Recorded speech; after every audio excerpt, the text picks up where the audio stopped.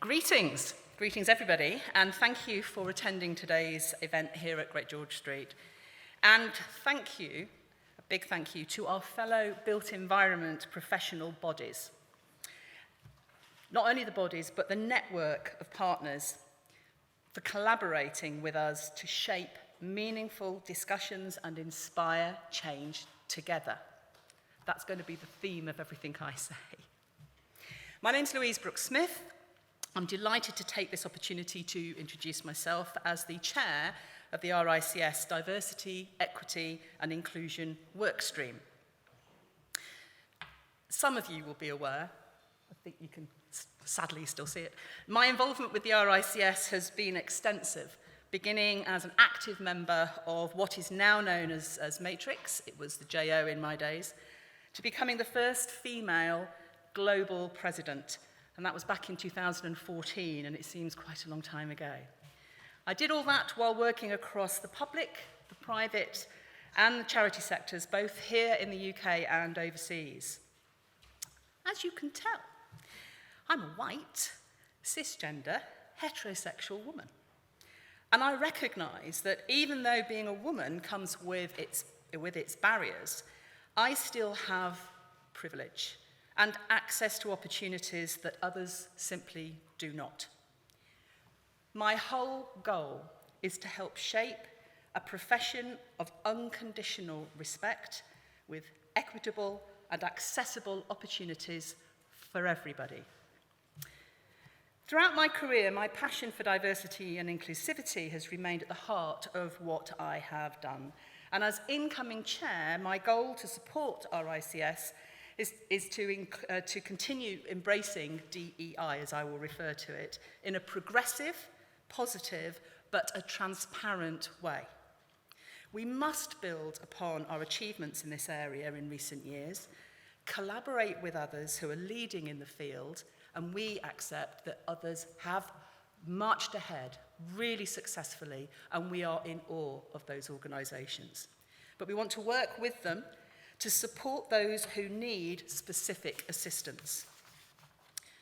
RICS has already established partnerships with other built environment bodies, many of you are here, and networks, including those who've collaborated with the event today, with the collective aim of leading DEI from the top in the way our members and our stakeholders need and expect us to. During my tenure, I look forward to building upon this work and reaching out even further, including outside the UK, to offer RICS support and learn from those whose experiences differ from ours. To be effective, we need to be working side by side. Work on a 45-point action plan we've committed to with our partners at the Chartered Institute of Building, the Institute of Civil Engineers, the Landscape Institute, the Royal Institute of British Architects, and the Royal Town Planning Institute, is progressing on track, with the focus currently examining the education to industry pipeline. We need people to come through, to be engaged with the built environment, to want to take part and help shape the built environment. We need to identify leaks and barriers so we can work collectively to improve that flow of people.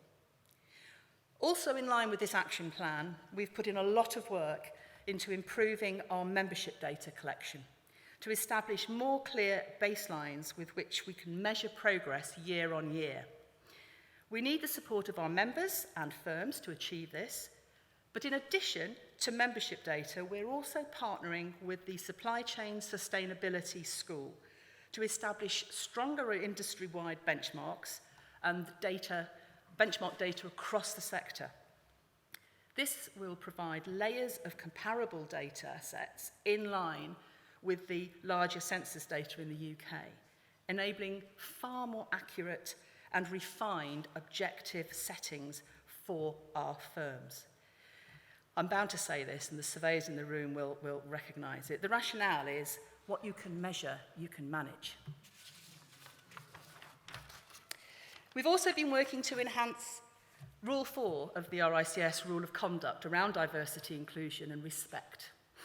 Members and DEI leaders from our member firms have contributed to this piece of work, and we expect to launch the improved guidance, case studies and resources in October. And that's to better arm our members and member firms of all sizes with the information and support they need to drive improvements. I'm confident that together we will make significant strides in the coming years to tackle inequalities and inequities, improve representation, and shape a far more inclusive and accessible profession. So, thank you to our fantastic speakers and network representatives, and to those who have worked very hard behind the scenes to deliver today's event. I'm really looking forward to the discussions we've lined up and hope you can all take away valuable learnings, inspiration for change, and new connections with fellow professionals. Thank you ever so much for coming.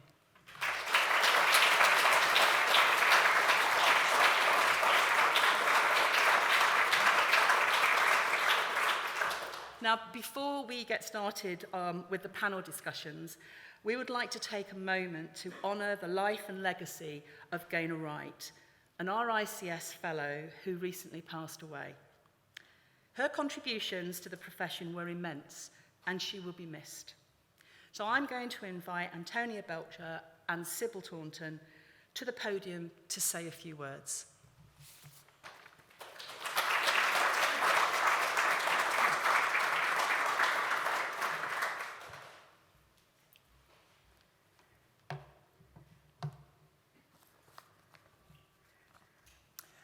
Gaynor Warren Wright, FRICS. Gaynor and I are of the same age, or perhaps I should say the same vintage. And like me, she was a surveyor who had learnt her craft in London. Although she worked mostly as Jeff in central London, I never met Jeff as Anthony when I was working in St James's before my transition through 2000 to 2003. In my simple view, you are always trans. You do not become trans. If you are trans, you just get to choose when you tell people, if you ever can, and who you tell. Jeff first asked me to meet in late 2015, after he had read the Estates Gazette article that year that chronicled my transition. The first time the EG wrote about a trans RICS surveyor. At our first meeting, Jeff's opening words to me were, "I am just like you, a trans surveyor, but I am not just out yet, although I do not know if I can ever come out."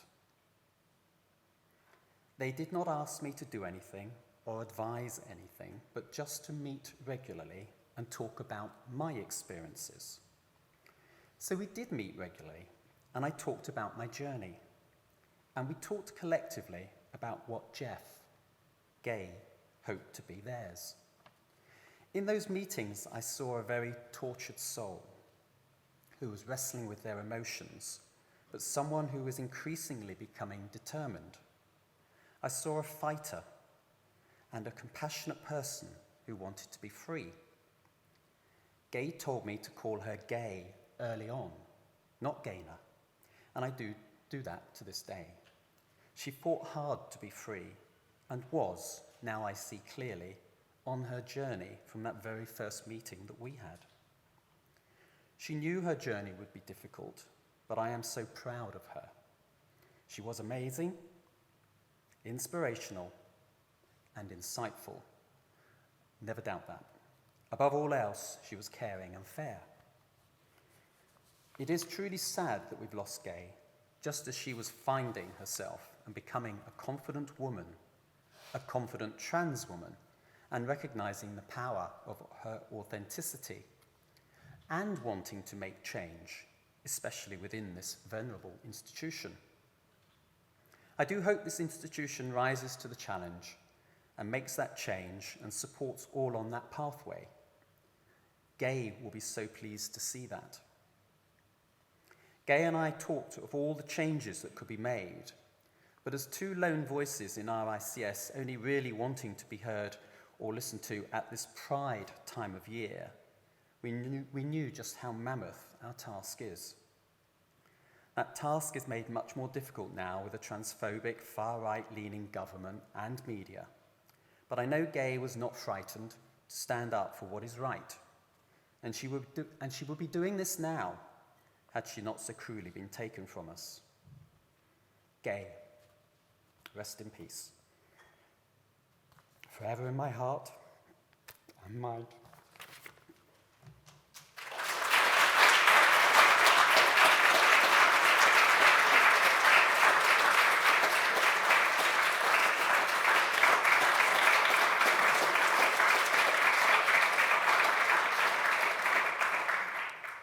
Greetings, everyone. Thank you for prioritizing the time to be here with us today. I don't usually script myself, but in this instance, I'm going to. So before we head into the discussions we have lined up today, we wanted to take the opportunity to honor the life and the legacy of one of our fellows and our friends, Gaynor Warren Wright, who sadly passed away back in April, which we've covered. When trying to determine where to best place this in memoriam in our agenda today, we felt that right here at the beginning was best because it sets the stage for the discussions that we're about to have on the importance of inclusion, respect, and active and engaged allyship, and what exactly that means. For those of you who had the pleasure of knowing her and working with her, you can agree that Gaynor had a massive personality that comprised of many strengths. She was an arbitration expert, a seasoned assessor and mentor. She was an advocate and DEI champion, an advisor to senior leaders, and she was a genuine friend. Gaynor was my friend and confidant. This is why I scripted. And one of the first of several RICS members to proactively reach out a helping hand and offer her support for the immense amount of work we have ahead of us in the DEI space. Oh, scripting doesn't work when your eyes are watering. Most importantly of all, she was incredibly brave. Despite the hate and vitriol targeted at the trans community daily, she bravely stepped out and shared her story and worked tirelessly to advocate for those in the trans community to try and create a more inclusive and respectful profession for those working alongside her and those coming up behind her. We've included a QR code here to an article where you can learn more about her and her journey. When I heard of her passing, the immediate feeling was devastation, not just for the loss of a friend and a great leader and role model in the industry, but also for the loss of time that she had spending being herself. So out of an entire lifetime, she only got to live as Gaynor and offer her true self and the brilliance that comes along with that for 3 years. She was planning to retire in April and focus all of her time advocating for trans rights and advancing DEI in the profession, and her journey was cut short. Imagine only spending 3 years of a lifetime being yourself. We have to do better. We can do better as a society, as a profession, as individuals. We can do better to shape environments where everyone can be themselves for the entirety of their lives without fear of judgment and persecution.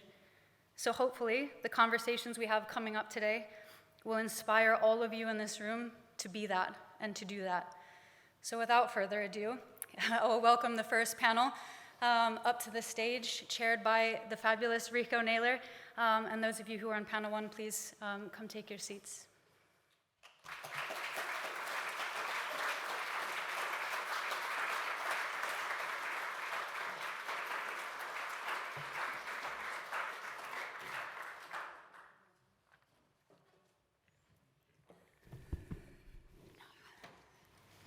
Thank you, Sybil, for those beautiful words. That makes me very hard to start without crying, because I think that's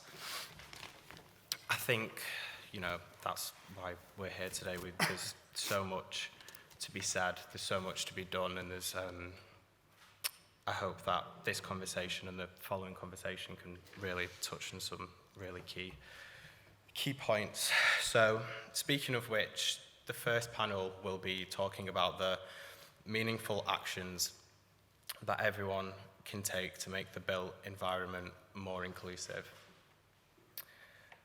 As an introduction to myself, my name is Rico Naylor. I am gay and I work at JLL in the Manchester office.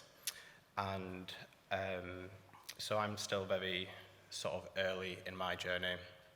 I was here last year as a panelist, and I'm really grateful to be invited this year to host and be curious and ask questions. So I will finally get to that now.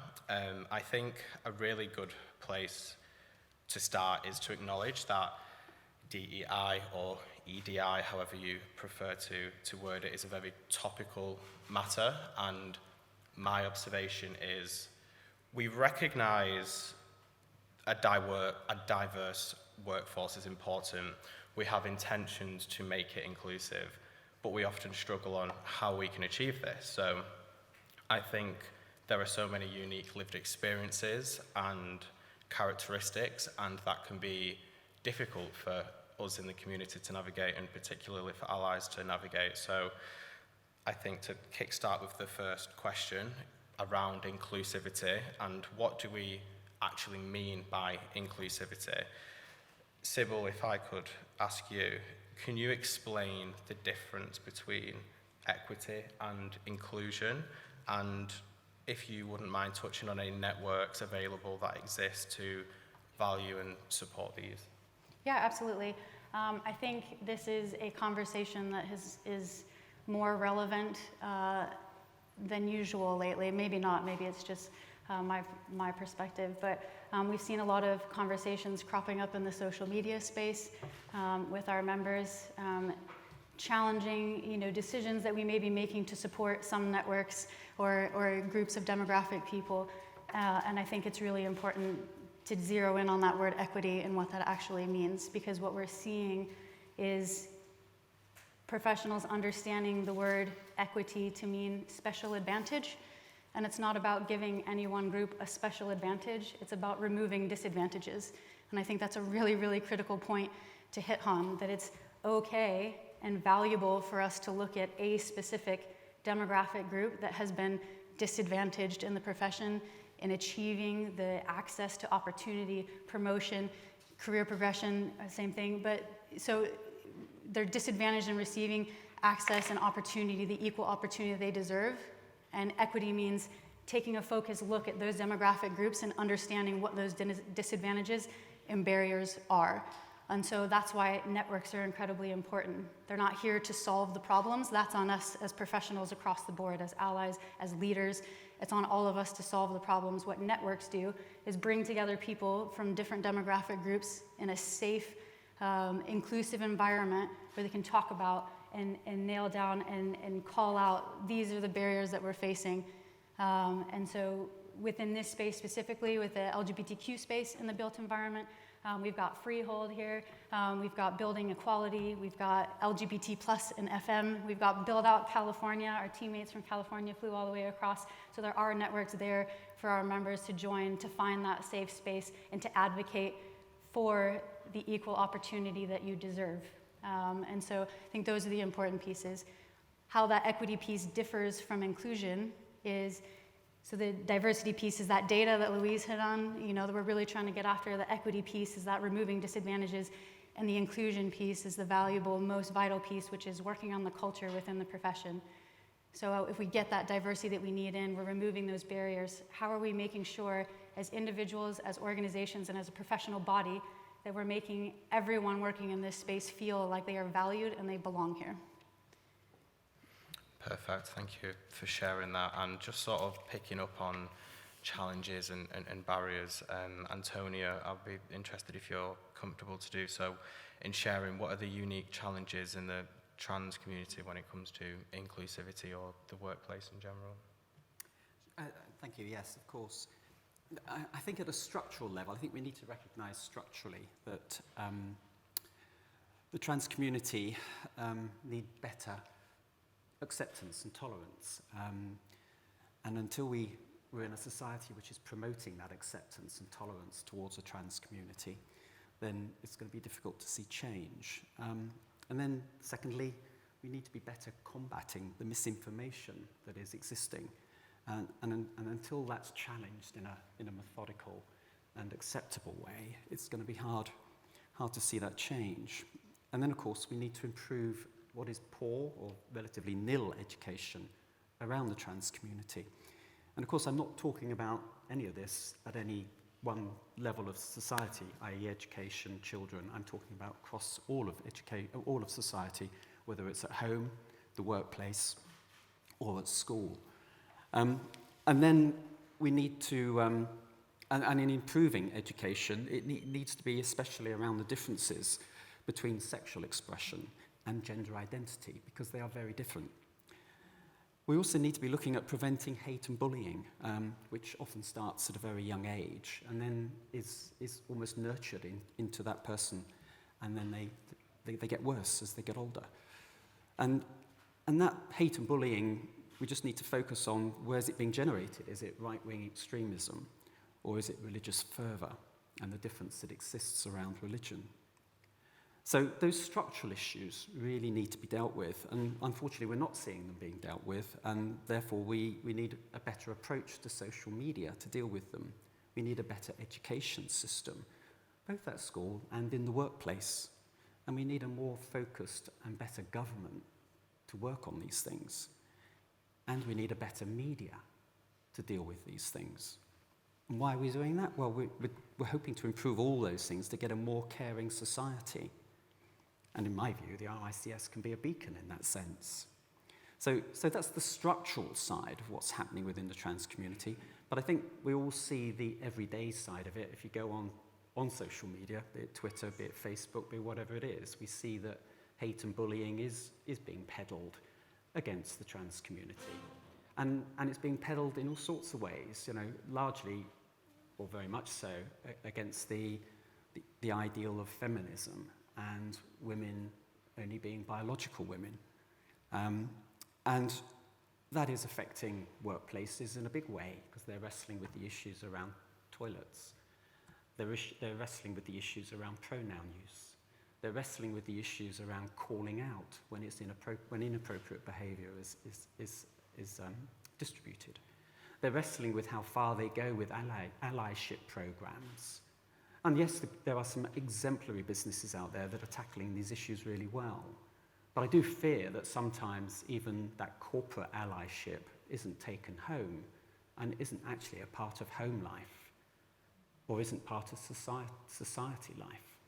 So there are lots of fundamental issues which, for me, transitioning 20 years ago, I thought we were on a great pathway for many of those, but I'm now seeing a lot of this being railed back, and fearing what my future and those trans people who I'm mentoring, be them my age or be them younger, are going to be facing.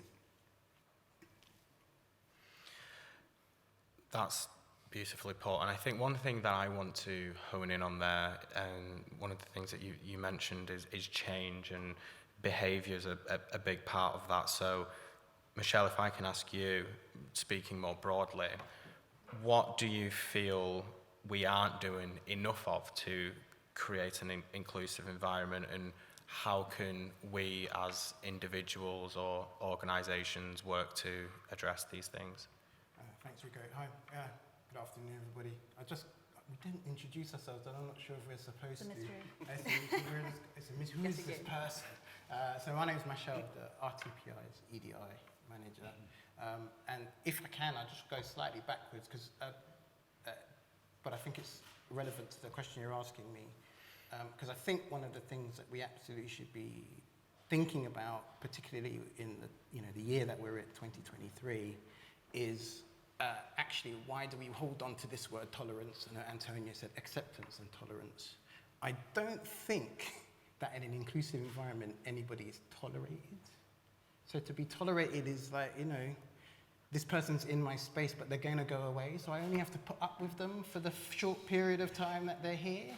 And that's not the same as accepting them, and that's not the same as being inclusive towards them. So I think one of the things we have to really think through is, actually, when we're saying inclusion, what are some of the words which we've used, or the terms and understandings that we've had before, and whether or not those are still valid in the place where we are now? And I would say, so for example, tolerance is one that we really ought to move away from.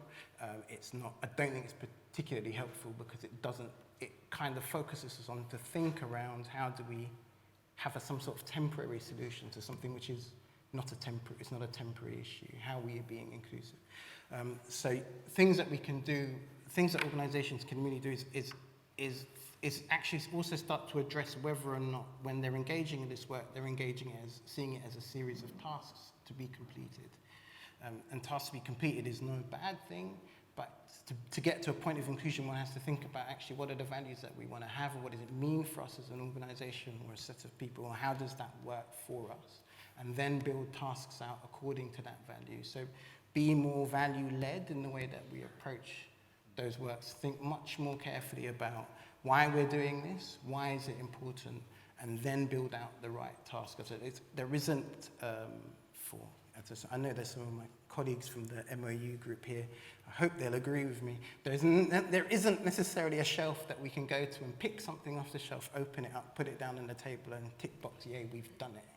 It doesn't work like that. One has to be prepared to do the hard yards, and one has to be prepared to make some mistakes, and one has to be prepared to think through how do we do the things, how do we get to the place we want to be, and be very clear about what that is. And then there are lots of ways that one can look at that, ally programs, whether or not, and actually think through how these things connect to each other, which is often the way that I think mistakes people make. So one of the places I worked previously was talking to me a lot about doing bystander programs. I don't know if people have heard about bystander, but that is where you give people the training they need to call out behavior that is unacceptable, which is great.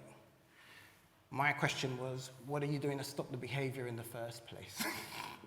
So why are we worrying about reacting to the issue? We need to stop the thing from happening in the first place. So think about all the various ways in which things need to connect, because there isn't a shelf that you can pull down, and there is no one action that you can take that will do it all. You will need to think about the different ways in which different things can intersect with each other, because actually in the end people are intersecting with lots of different identities all of the time. I think so. One of the things that you mentioned there is sort of values, which I think are really important for us as people and as organisations. And so to sort of come at it at a slightly different angle, and if I'm right in thinking, Rachel, you're from, or you work at a sort of SME, so because I think, no? No. Oh. So good. Based consultant. Right, okay. So I'd be interested to hear sort of your perspective in terms of what makes a inclusive environment for you personally. Yeah, I mean, I have obviously got experience with SME, so I still kind of can relate to it. I think initially it's about approaching it with an open mind, and, you know, kindness is the key word that I want to say as well. Like, there's not enough of that, I don't think. Not necessarily just with me being a lesbian, but with the whole kind of diversity inclusion thing. So I think mutual respect as well, between the people who are having the conversations, and having the conversations again without just instant judgment, like sit there and actually take in what people are saying to you and listen to their experiences and go away and mull them over and, you know, try and relate to them. I think creating a safe and comfortable environment where my community feels safe and can be themselves without fear of being, you know, we all like a joke and we all like banter and things like that, but when you're constantly the punchline of a joke, you begin to kind of overthink it, and then it kind of just starts to affect your mental health. And I think as something that I want to kind of point out as a reminder is, if something's making you uncomfortable at work, and you're not too sure why, sit and ask yourself why that is. So if it's not illegal and, you know, no one's being hurt, it's not hurting anyone, why is that bothering you so much? And ask yourself that question. Yeah, I think that's the main thing I'd like to say. So picking up on that and sort of digging a little bit deeper into that, because I think it is difficult in the workplace when there is so many grey areas, if you will, and everyone has their own unique perception of what is acceptable to say, what is acceptable to ask, and it's really hard to kind of navigate that. So my next question is, for those with sort of a hesitancy, but, you know, a genuine curiosity, particularly in leadership positions, in going back to that sort of being able to ask questions, but also having the fear of making mistakes and how do we navigate this, it would be interesting to hear from you, Antonia, and Michelle, because I know you've got unique views, and I think it's always important to sort of compare and contrast, and going back to that empathy point, really understand why different people may feel different ways when it comes to being asked questions or prodded, or, and you know, where the line is there. So, Antonia, I don't know if you want to kickstart. Sure. So I think there's two levels to this. There is the business level, the corporate level, and it probably doesn't matter whether it's a large business or an SME. But we've talked about the values. I talk about the DNA of the business. So if the DNA of the business is right, then it's going to promote that open environment. It's going to promote a workplace where the cisgender population can ask questions of the LGBTQ+ population, and both can share their experiences openly. You don't have gay guys not talking about their husband at home. You don't have trans people, if they're not out, talking about the weekend when they are trans, because that's the only time they feel comfortable to do it. But you know, this is the DNA of the business. The DNA of the business is it's open, it's friendly, it's aware of everyone in society, it's aware of the differences, and it wants to share the differences and celebrate them. You know, we have a degree of celebration now through Pride, but a lot of it is corporate pride speak, isn't it? A lot of it is just bandwagon jumping on, you know, because those businesses don't always do it all year. So at that sort of business level, I always have this view, you know, if the CEO or the C-suite want their business to be more inclusive, then of course they can set the rules in train and they can get it going. But what are they doing to make sure it's filtering through the whole business, that it's actually through the middle management and it's down on the shop floor? Because in many examples, and I've seen these over the last 20 years, the C-suite have said, we're going to be more inclusive, we're going to do this, we're going to do that. But then they don't do anything about it. And they just rely on the dictum that they've given, that it's got to change, and they don't do anything to see change, to make sure it's happening. And of course, you know, if you're not aware of your business and how it operates, right down to the grassroots level, then you probably won't be achieving change. Because, you know, the DNA, the value, the culture bit has to feed all the way through. So I think that's a really important point from the, as I say, the C-suite view looking down. And then, of course, the business itself, or the people in the business, they should be able to ask questions, and they shouldn't be frightened of asking questions. And I'm not aware of any friends I have that are trans that would shy away from answering questions.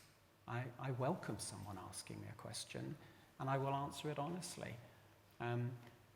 You know, and even if they don't use the right pronouns when they first ask me, I only need to ask them to do it once, and hopefully they'll do it from there on in. And if they don't, then I start to get on my bandwagon and start to say, well, if you don't do it, I'm going to misgender you now. So, you know, I'm going to give you a dose of your own medicine back. I give them a warning, and that's what I do. And even now I have to do that on the phone, because when people phone me up, they still hear a male-ish voice, and they will call me sir. And I just have to say once, sorry, I'm Miss or Ms, and it's Antonia with an A, not an O. And would you please call me Miss or Mrs. or Ms? I don't mind. Just get the right pronouns. And if they continue to not do that, I start calling them the opposite of what they are.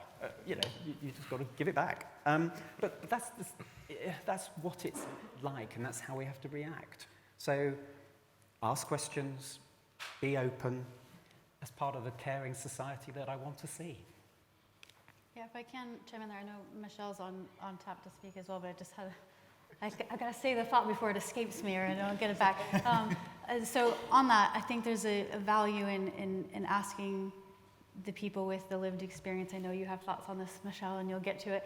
But you know, especially like I said, it's quite relevant given some of the harmful comments we've seen on our RICS social channels and our support of Pride, outward support. You know, unfortunately, we see behaviors that come through on that. They're not ideal. That was actually really there, wasn't it? It was like, okay. So we see behaviors that are not acceptable, they're not ideal, there's not behaviors that we want to see in the profession, but some of these comments are said as if they are fact.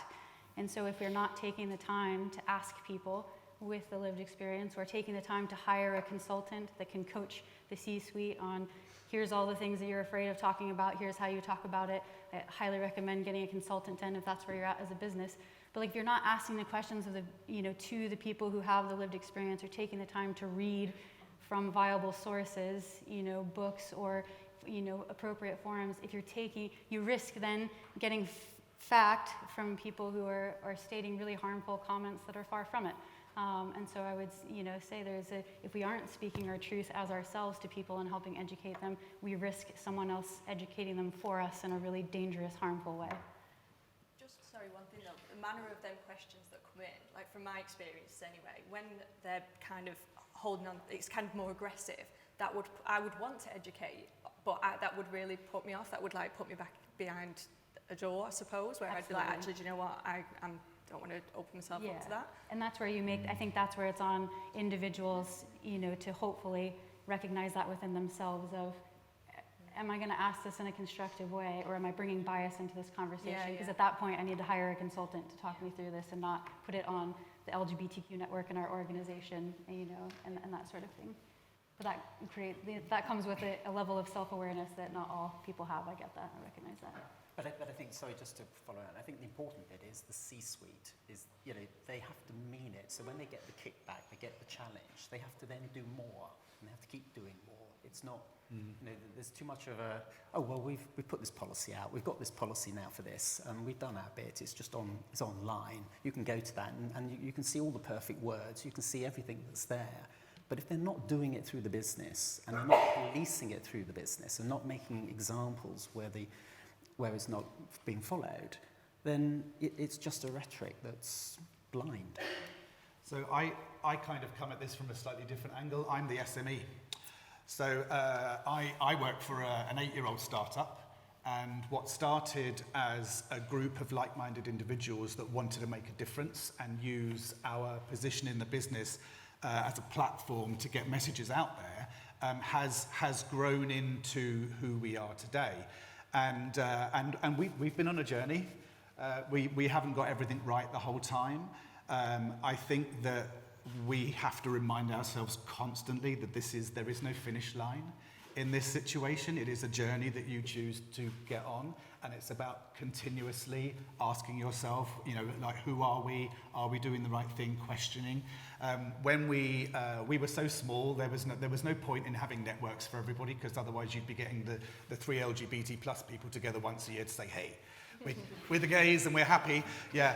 But so we had an inclusion committee, and what we tried to do was we focused on all areas of inclusion, but to make sure that it focused on our allies, who often don't really understand their position in this conversation. We focused it on inclusivity within the organisation as well. So when we were sending out our communications, does that touch everybody in the organisation, all of the geographic areas? Are we making sure the activities that we're doing are touching everybody? I always complain because every charity thing they do seems to be a run or a mountain climb, and like I'm a broken dancer. So I'm never going to be able to do that. So it's like you're not including people that are not as able-bodied. And I'm not just talking about disability. I'm talking about people that aren't as physically fit. Mm-hmm. But yeah, because we focused on inclusion, it helped allies to understand their place in the journey. Because let's face it, if we wanted to end homophobia and transphobia, we would. But we're not going to be able to do it without everybody else. We are a minority. And it's only by all of us working together that we're going to be able to get rid of these things. It works across the board in EDI, But I suppose although we've achieved a lot as an organisation, I think my message is constantly keep challenging yourself. We did a lot of flag waving at the beginning because we thought that's what you do. What you need to do is say these days are important, and we're going to put a post on LinkedIn. And then we realised that we weren't really having any impact. So when we went into our second phase of inclusion, it was like, right, we're not going to do anything unless it's actually going to have an impact. And then we went further than that and said, right, okay, is this going to be educational for people? Is it going to help our people to grow? But there's a lot of things, Michelle, you kind of touched on. There are so many different aspects of EDI that it kind of scares people. And I think a lot of organisations look at it and go, they want to get it right, so they take no action until they've worked out exactly what they're going to do. I was speaking to someone yesterday and I said, look, no matter what you do in this space, it's important to do something. You can spend the next 10, 20 years working out who you are as an organisation and where your strategy needs to go, because it's going to change over time. But it's important to do something. Otherwise, it's just C-suite saying EDI is important, which is not enough. Similar to things like unconscious bias training. It's like dip everybody in the sheep dip and send them on their way. But that doesn't help people to learn to question themselves. I mean, I do a lot of work in EDI, and I've had to teach myself to question myself. And if I have to do it and I'm sold on the importance of this, how difficult is it for people that are straight and white and don't quite grasp the concept of being a minority? Just quickly on that point, conscious we have around 5 minutes before we have time for a few quick questions. One thing that I really want to drill home is the importance of allyship. So can we just quickly talk about what is allyship? How can someone be an ally? And baking also in unconscious bias. How can you be woke, to throw a Gen Z word out there? How can you wake someone up who isn't even aware that they're in a room, kind of thing? So I think it'd be really good to just touch on, as an ally, what is an ally? How can you start that journey of being an ally, and what is the importance of it? Oh, that was me again, wasn't it? I'm conscious I derailed from Michelle answering earlier. Sorry. He's squirming in the seat over here. It's Please okay. go for it. It's my little hobby horse, isn't it? Because I'm always wary about asking individuals from specific communities to represent those communities when they're being questioned by senior leaders in any organisation. I think that's a really difficult and awkward position to put individuals in. And I'm always conscious that different individuals have a different relationship with their identity than others. So some individuals are really happy. Ask me any question about being gay or being lesbian or being trans or being black, whatever, and they're happy to answer those questions. Others don't want that type of question at all, because when they come to work, they want to be seen as an employee who does their job well. End of conversation. And so one has to be really careful about actually how and where we position this ask individuals type of conversation and what that means, and the pressure that can put on an individual, and the point at which asking an individual, and I know this is not necessarily what it meant, but asking someone, what is it like to be? And that's a question which isn't what is it like to be you, that's a question is what is it to be like this whole community? That's really difficult. And at what point does that become a microaggression, and at what point is that just a question because somebody's interested in an answer? I would always say that EDI has skills, knowledge, and expertise that is required. If you want to do it well, invest in the experts. That's the best way to be able to make sure that you can get answers to questions if you don't know them. If you want to be an ally, how do I be an ally? Get some experts who've been working on this to work through with you. What does it mean to think about being an ally in the organisation I have? What should that look like? How should that be structured? What are the things that we need to look at? How do we need to set that up?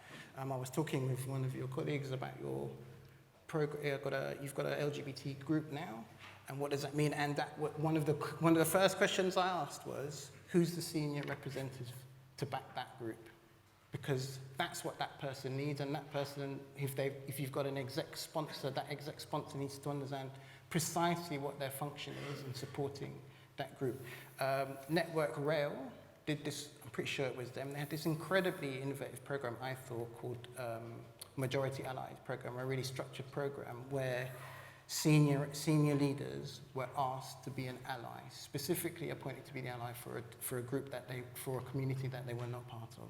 And my friend who was part of that program, Lorraine, black woman, was the disability majority ally. So she had to meet with and understand, and was given a clear role with responsibilities. What does it mean to be the majority ally for this community within Network Rail? It came with a role description, task, responsibility, structure, and it proved to be a vital program for Network Rail. Made them an award-winning organisation from an EDI point of view. So, but that program was because they had experts sitting around thinking, how do we do this and how do we do this well?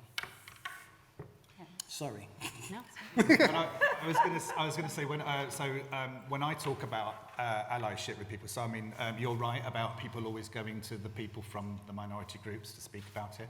So I usually am quite fatigued at the end of Pride Month because I've been a professional gay for 4 weeks, and I always. What I've tried to do, I suppose, in the last year is I've kind of tried to turn the narrative around allyship on its head, because for such a long time we were asked to stand up in front of people and talk about how hard it had been for us and all the difficulties that we've gone through, and that doesn't go away, and it doesn't mean that side of things is important, but I also think it's important to talk about the joy side of it. And actually, I've started talking to people that I want to be my allies about the positive impact that it has on me. I was a teenager in the 80s, so when the media was telling everybody that I was killing everybody with AIDS, and even though I kind of remember it being there, but it's only in later life that I realised how subliminal that messaging was for me, and I grew up afraid.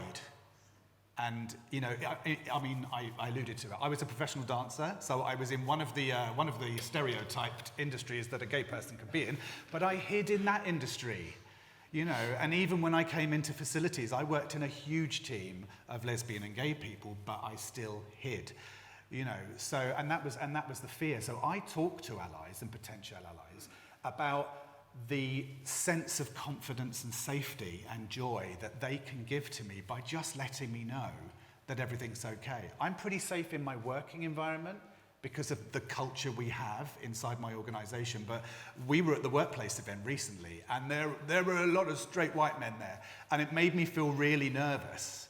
And the people that I engaged with, I talked to them about the importance of them. Just give me the nod that I'm all right, because that really makes a difference for me. So yeah, I think turning it on its head and talking about joy and positivity actually has more of an impact on allies, because otherwise you're kind of going for sympathy. You're kind of going, I want you to feel sorry for me because I've had a hard time. Whereas I think allies really associate with the positive impact they can have, and if you can draw those things out, it's an easier connector. I think if I can give a specific example. I know I keep going on about the social media stuff. Sorry, it's in my brain. It's happening this week, and so it's there at the forefront of my thought process. But to me, an example of what allyship looks like is when you see a fellow professional making comments that are openly discriminatory and hateful. Allyship isn't sitting silently going, "That's really inappropriate. Goodness, that's awful that someone in the profession is saying things like this." Allyship doesn't necessarily have to be going toe-to-toe with the individual. That's incredibly uncomfortable. It's a huge step for people to have to take, and we get it, but at least reporting it. We have Rule 4 of the Rules of Conduct is already there in place, saying you cannot openly discriminate against people for their protected characteristics. Reporting it is allyship. Waving the flag to somebody, even if you're not going toe-to-toe with the individual, is allyship. Silently watching the behaviors and going, "That's not right," and doing nothing about it is the bystander piece. You're bystanding and letting it happen. And so I think if I could challenge the room as we wrap this conversation, is reflect on yourself and what role are you playing in this? If you consider yourself an ally, are you doing something with it? Or are you just getting into the term of acceptance, accepting the people around you and being respectful to the people around you? That's being a decent human being. Being an ally is actively stepping into the space and supporting the people around you, who don't have the best experiences all the time, and creating more safe spaces around them and for them in the professional environment. Even if it is uncomfortable, though, yeah. It is. Put yourself in that uncomfortable position to stand by us. Yeah. And also, it's just important to recognise that it's not just the workplace. It's being that ally at home. It's telling your kids about what you're doing at work so that they understand it. It's an ally in the kids' school for LGBTQ plus people. It's ally wherever you are. That's a true ally in my head. It's not the ally at work who's just feeling he's got to be an ally to one network or the other, because it's part of what work's doing. She actually means it in society, means it in everything they're doing. They're the true allies. Going to Pride once doesn't make you an ally as well, but just like to point that out. Like, Pride's really fun, but if you just go once, yeah. Absolutely, and I think the trouble is, maybe I'm getting jaundiced and very sceptical in my age, but I meet many people who will tell me they're an ally, and they'll tell me what they do, but I just don't believe they're going off and doing that at home, and it's just switched on for work, and we're not going to make change. You're not going to create that better, caring society until people really want to do it and it's part of their DNA, their personal DNA. So, yeah. If ever there was a mic drop moment, I think it would be that. Absolutely. I don't know if we have time for a few quick questions. Yeah, we started a bit late, so if the audience doesn't mind, we're just going to go off agenda and open it up for questions because you deserve that.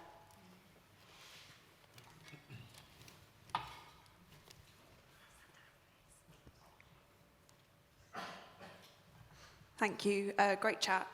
I was just wondering, so at Savills, I mentor one of the executive board directors, and as part of that process, it has been a really good example of allyship. So through that mentoring, they've actually come to the conclusion that a member of their family may be LGBTQ+. And I just wondered, really, from your perspective, what are your viewpoints on reverse mentoring?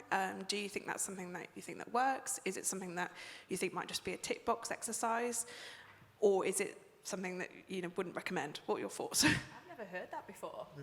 But I'm here for it. I think Great idea. I think it's fantastic. I think reverse mentoring is effective and very powerful if the senior leader is open to learning. That's the pivot, that's the crutch of it.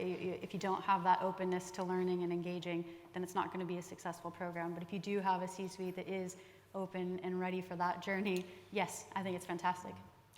Yeah, I think that's 100% correct. It's really easy to get reverse mentoring wrong, because there are quite often some power dynamics that need to be really thought through around how that relationship is going to work. Senior colleagues being reverse mentored by more junior ones. What does that mean? How does that work? And and actually, I think coming back to my point about asking individuals and the positions we put them in, what safety nets are around that individual to make sure, because that can be that can be potentially incredibly traumatic experience for a person trying to share what oftentimes is trauma with somebody who can't really relate to that. And how do you do that safely and protect that individual and with a full attendance to those power dynamics as well? And so I always get a little bit reverse mentoring because more people often don't think about that other bit and they just hope that organically it will work really well. And sometimes it doesn't and sometimes it doesn't. But it can be a useful tool. My hesitation would always be if that's all Savills are doing, and I don't think it is, but if it is, then it's not going to be, it won't be in. I think in order for it to work, both parties, well, at least the senior person needs to have quite a high level of emotional intelligence about themselves, because I haven't, I'm about to reverse mentor my new boss, because my previous boss waved every flag there was, and it was hard to get him to calm down sometimes. But my new boss is a very stereotypical northern white male, and he openly admits that he doesn't really come across any LGBT plus people in his life.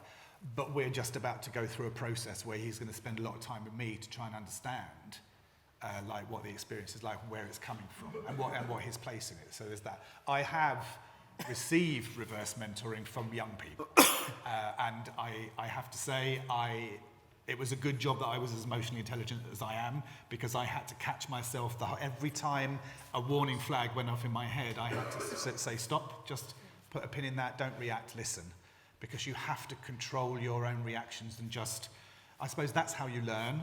You look at all of the little things that fire off in your head while you're listening to somebody, and then you explore those yourself and challenge those beliefs inside your head. So it can work, but you're right. It needs some structure and it needs emotional intelligence. Hi, I'm Marion. First, I just want to say, what a fabulous panel. it was today. I've really enjoyed it. I've learned a lot myself. You've all, in some way or shape or form, talked about getting the expertise, consultants. That means money. I guess you all work for corporates in some way, shape or forms. Something like 60 to 70% of the RICS membership are sole practitioners of your stereotype white male. How do we reach those people? Right now, what resources can I signpost them to? You know, and because I don't see that there, but also they ain't going to sit and watch a webinar on whatever it is, unless there's some juicy defect property content in there. So how do we do that? How do we open that conversation? Because because I come across a lot of people who want to support, but they don't know how. And they are asking all of those awkward questions. I think I might have mentioned to you earlier on, Sybil, I shared this event in my community the other day, and a chap in his 60s messaged me and said, don't take this the wrong way, but what's sex got to do with surveying? To which I was all sorts of things that came through my head. But he was asking, what has it got to do with me? And he didn't know where to go, was embarrassed and all of those things. So how do we reach those people? Yeah, that's a great question, Marion. Thank you. I think I was going to say, because they're not in the room today. I think it's a good question, and I think it goes back to what Louise included in her opening remarks. I think the work we're doing around the rules of conduct is going to help our SMEs massively, because we get it. Not everyone has the resource to pay for consultants. Not everyone has the resource to hire a me, or a Michelle in their organizations. And so the work we're doing to build out the rules of conduct, to provide more structured guidance, case studies, resources, signposts to the consultants and organizations who can support them if they do have the resource. We're building that out because we see the need for that and supporting the SMEs in that way. So hopefully in October, you'll see a way better suite, to signpost people to and say everything you need to know is in here, or at least a lot of what you need to know is in here. But there's also a lot of great organizations operating in this space for free. We also mentioned Supply Chain Sustainability School, and the Fairness, Inclusion, Respect program has some things. But yeah, Michelle's got some recommendations as well. But there are free options out there that aren't just CPD. Sorry, part of the good news, Antonio, you don't necessarily, if you're an SME at the moment, you don't necessarily need to have your own money, because RICS and RTPI and CIOB have made an investment in people like me and Sybil, and part of what we want to be able to do is support some of those organisations who might not be cash rich enough to do it themselves. So I think, sorry Sybil, I'm speaking for you now, and Mark and Robbie and Inky, but you can just get in touch with us and we'll do what we can to help. But there are other organisations out there. Sybil's mentioned some of them already. There's Building People, which also exists as an opportunity to have conversations with those types of organisations, and they can also come in and do some of that work. Marsha's here, you can speak to her. Hi, Marsha. So there are channels now that you can explore, but I think it's fair to say that part of the reason why we're all this sort of being in it together, working together, is that we see ourselves as resources for the sector. As a resource for the sector can come to us, and we will do our very best to help. LGBT plus in FM is a prime example of that in the industry. So I've talked mostly about my sort of professional life, but I also help run LGBT plus in FM, which is across FM industry network made up of people that work in the industry. Some of them are client side, some of us work for service providers, and what we do is we take our badges off at the door, we ignore any competition, and we actually come together to share best practice and make that available to everyone for nothing. So, like we have a website where you're able to go in and download our guidance documents, and you can just have them. We share our policies from inside our organisations with each other.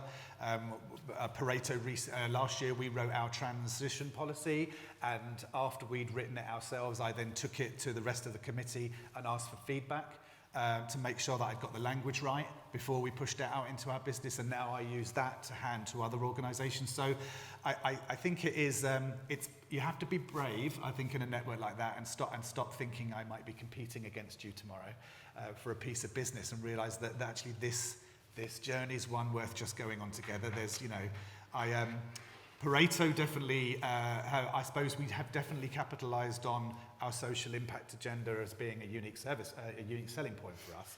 But we have been challenged about that, about what happens if everyone starts doing it and it's not unique anymore. And we're like, good, because actually what we really like is change. And we'd like to not be having this conversation anymore. That's what good looks like. Yep. That is what good looks like. Yeah, and we need to be mindful of that. So, and I think it's great hearing everything that's being done, but it hasn't been a vacuum.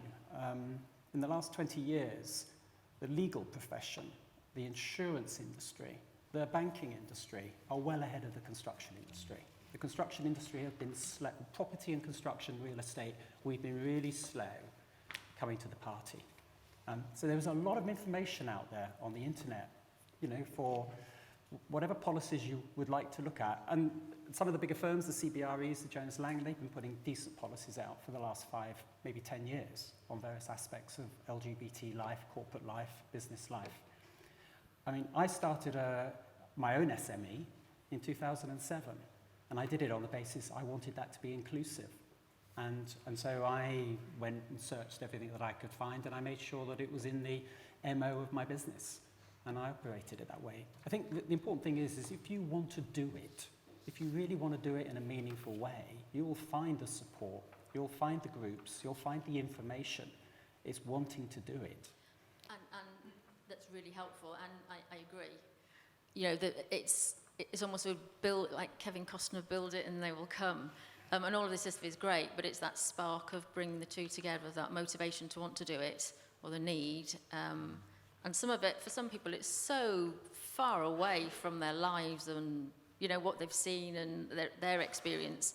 And that's a big ask on all fronts. Yeah. But that's where we need that. I mean, one of the most motivating things I saw was, from what I was doing within the banking, insurance, legal profession, was that they were obliging their own supply chains, who were SMEs, the paper suppliers, the waste collection agencies.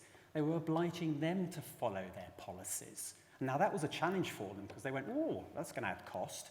And they turned around and said, no, you're not going to add any cost. You're going to do it because it's the right thing to do. And they were getting that done, and they have been getting that done. Now, I don't know if the big construction players or all the big property firms are doing that. I imagine they might be. But, you know, so there's lots of room for improvement, awful lot of room. That's actually a great segue into the second panel that's coming up, and they're going to talk all about that. So I think we're out of time on the questions for this panel, but we're all here. And so at the refreshment time after this, please feel free to come up, ask more questions if you had burning ones that you didn't get to. Without hesitation, then we'll get Howard Ebbison up here next, CEO of Crosstown. He's going to do a nice intermission briefing for us here before we go on to the second panel.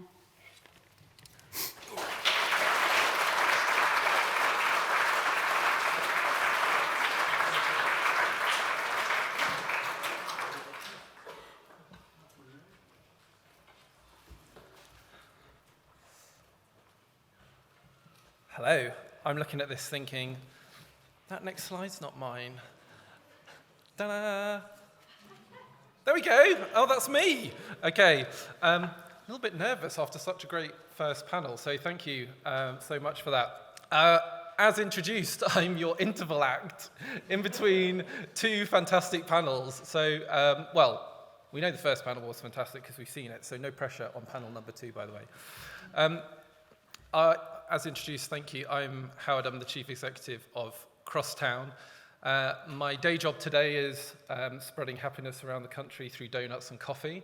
I love what I do, but prior to this, I worked at Hammerson, one of the big listed property companies in both, bless you, operations and asset management. I was the founding mother of the LGBT community and affinity network at Hammerson, and was fortunate enough to hand that over to an excellent colleague.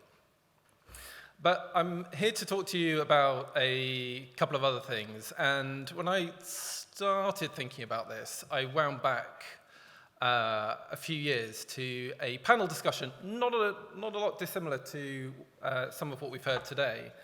And this was at a property event, and partway through, someone on the live Q&A chat that everyone could see asked the question, what's a white guy doing talking about diversity? This really made me think, and I started really reflecting and thinking about the role that we all play in this sector. And the fact that it isn't just down to one person. I know that as a chief exec, I have positional power, right? It comes with the job title. I have a responsibility, and I need to set an example for sure. But we all have a role to play in this. So I'm hoping that there's a microphone that I can use, because I'm going to be moving about, and this will be a bit more interactive. And I promise you, this is more enjoyable if you go with me on this as well, okay? So I would like to know, when I say the word power, what kind of words spring to mind? Just shout them out. Money.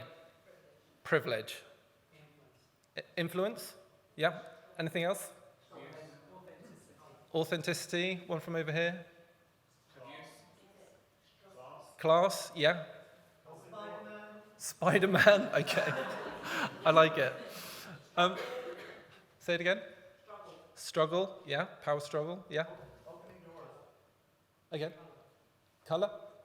Yeah. Interesting. So there's lots of themes that come when you first think about power. But actually, when you look at the dictionary definition of power, it is far more nuanced. It talks about potential and influence and capacity. It's much more about what we can do with power than necessarily strength, money, influence, those sorts of things. So you don't have to be a CEO to have superpowers. So I want to talk to you about this. Right, this is not my model, but I love it and I use it loads. And if you've seen it before, I'm completely unapologetic about it. This is Sylvia Duckworth's model of default power, right? This has its weaknesses, okay? But at the heart of this is a model that really applies, I would say, to the West, certainly to the UK. This is all about where default power sits, okay? So the nearer you are to the center on this, the more default power, the more the way our society is designed, the power leans towards you. So you can see this. If I start sort of 12 o'clock, we've got skin color. There's more power with white people by default. And then as you move out towards darker skin tones, education, if you have post-secondary education, I hope you can read this okay, then you'll be nearer the middle.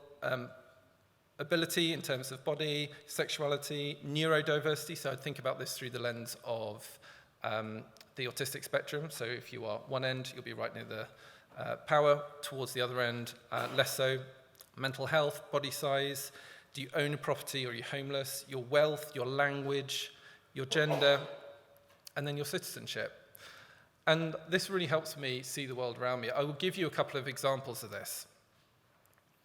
So on the gender side of things, it was, we're going back a bit, right? But this is still a good example.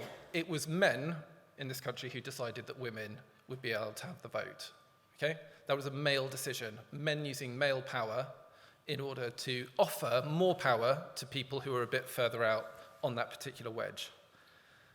Jump forward a few decades, and the civil rights movements in, well, across the world, but largely in the US, we had white people making decisions about power that they could use to get better rights for people who are non-white. And this is a bit more nuanced than some of the other wedges, but you get the idea in all of this. So, this is another interactive bit. I invite you to stand if you can, please. And starting right at the center, work your way around this circle. If you are, let's just take skin color. If you are white, where it says that, that's in that center ring, that's a 0. If you step out one ring, that's a 1, and if you're in the outer ring, that's a 2. And then move on to the next wedge, right? So if you are all in the center, you'll be a 0, and if you are one out on one wedge, you'll be a 1, and just make your way around. I'll give you there's a lot of brain power in this room. You don't need a couple of minutes. You're going to need like a few seconds to work your way through this.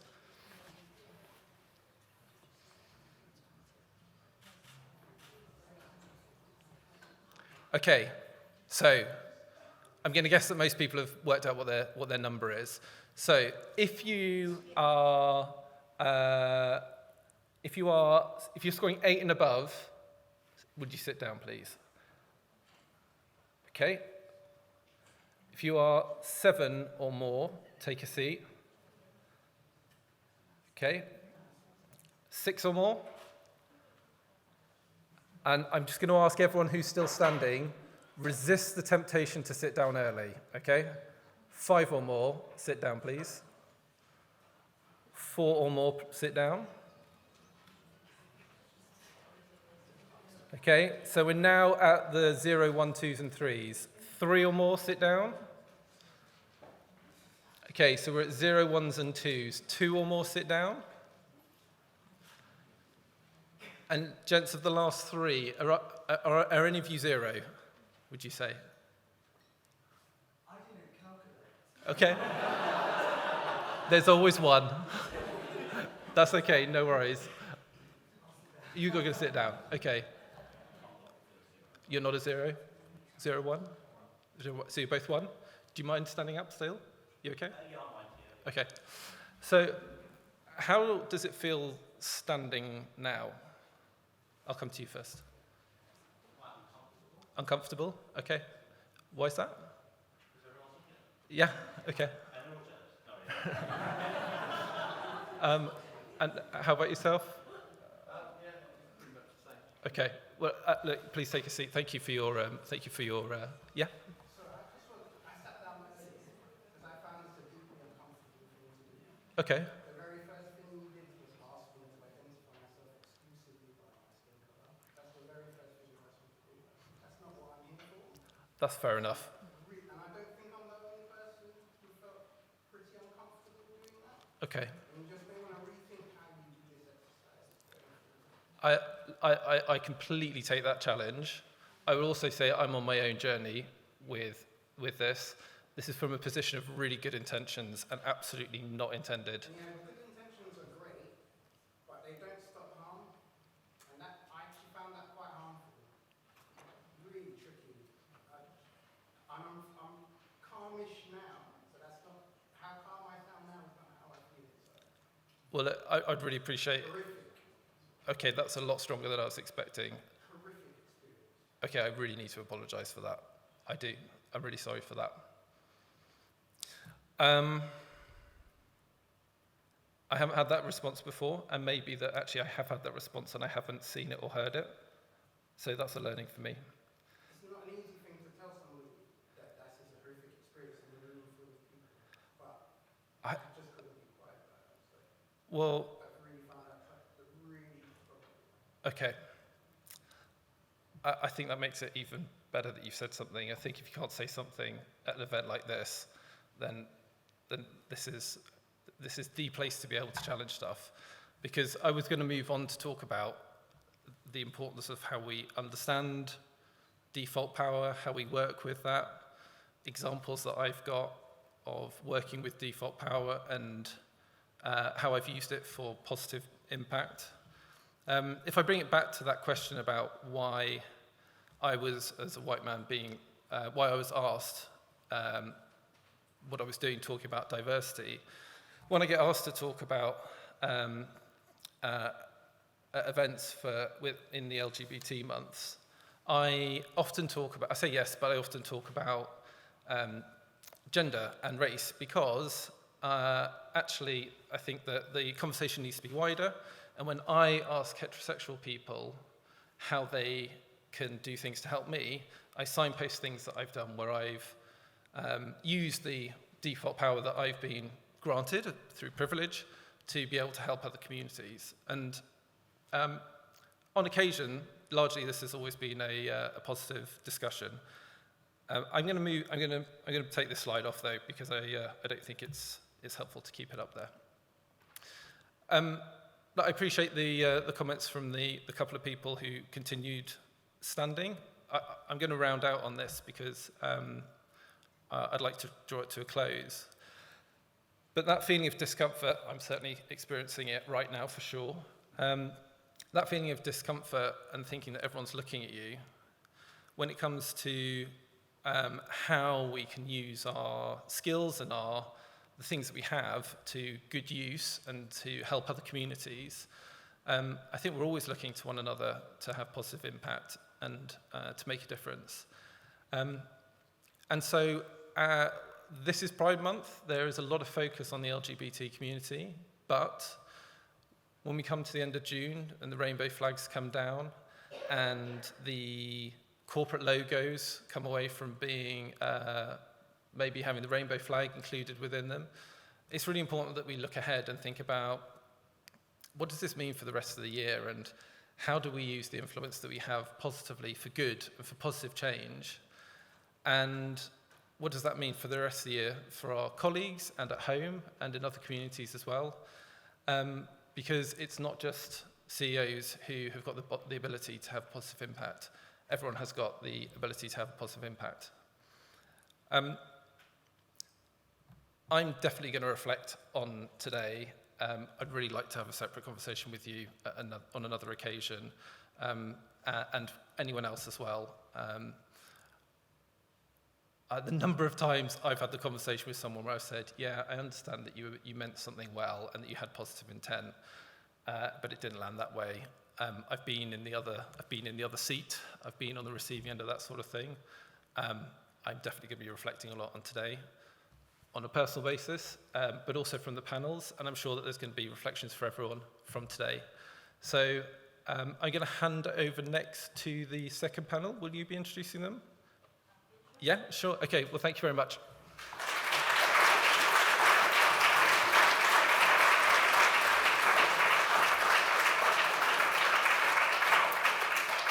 So hopefully everyone in panel 2 has a lapel mic on. If you haven't, quickly do so, please, and scurry up to the stage. I'm going to introduce Sharon Slinger. She's one of our fellows. She's on the Yorkshire and Humboldt Regional Board. She's going to chair this discussion. And then, yes, if everyone from panel 2 can come up to the stage, please.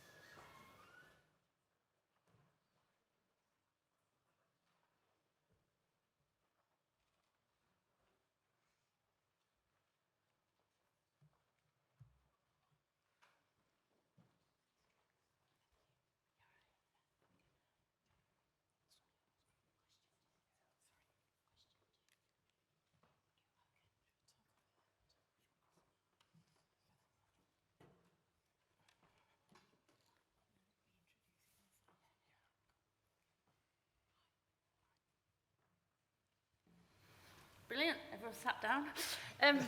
So this is exciting, isn't it, all these people? So I'm Sharon Slinger. As Sybil said, I'm on the RICS Yorkshire and Humber Board. I also founded LGBT Plus in FM that you've heard from a bit about from Colin in the first session, so well done, good advertising there, Colin. My day job, I have a diversity and inclusion consultancy called Constructing Rainbows, which is focused on the built environment because I'm a chartered QS by background.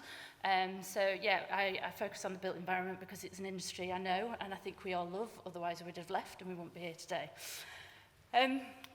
So before I go into they're introducing themselves, the panel, the wonderful panel who have a lot to say, so we might go over, but I'm going to get called in. I just wanted to share a bit of a story, actually. So 2005 was when I first came here. I'd freshly done my APC. I say freshly, I wasn't that fresh after doing my APC, for those that have been through it. And you know, I came to the welcome to the profession things, and I came along with my mum because she was dead proud of me. Because I failed my A-levels and she thought I was going to drop out of everything, but actually I didn't.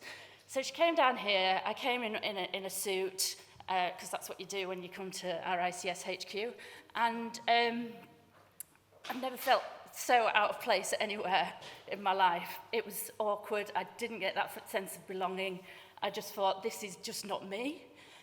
Now, I'd studied as hard as anyone to do my APC, which you do have to study hard for. So I should have been telling myself, yes, I do belong here. I belong here as much as everybody else does. But I didn't. I went away from that session, which should have been one of the proudest moments of my life, and I didn't have anything to do with the RICS for another 10 plus years after that, because I just thought, it's not for me. And then I got more involved with the RICS. I won an award, and they had a little Women of the Future group that they set up, and I started to realise, actually, they are open to change, or RICS, but they're not going to change unless we put in what we want it to change to. So I started to get more involved, ended up on the Yorkshire and Humber board. Can't seem to get rid of the Yorkshire and Humber board. I do tend to mention Yorkshire quite a lot, and it's good to see a lot. And Leeds. You brought it up, not me. Oh, well, yeah. And it's good to see lots of Northerners on the panels today. Well done, Sybil, you've listened. So you know, from that time in 2005, we're now in a stage where we've got nearly 100 people, I think, in a room talking about LGBT issues. So we can really see how our ICS has changed over the years. But we do still have a long way to go. Sybil's mentioned the social media. There were some really offensive things put on there at the end of last week. Me and Sybil were chatting on a Friday night going, you need to get rid of it, you need to get rid of it. Usually I let these things brush over me, and we shouldn't have to let it brush over us, but we do because we're used to it. But on Friday night, it really hit me, and so I had a few wines, because that's what I do. And thankfully, on the Saturday, RICS responded. And RICS responded with taking down those, the awful posts, and there's been some more added today that you might want to look at. But also they put on a comment about how the RICS values were about accepting people and, you know, respecting people and not having discrimination.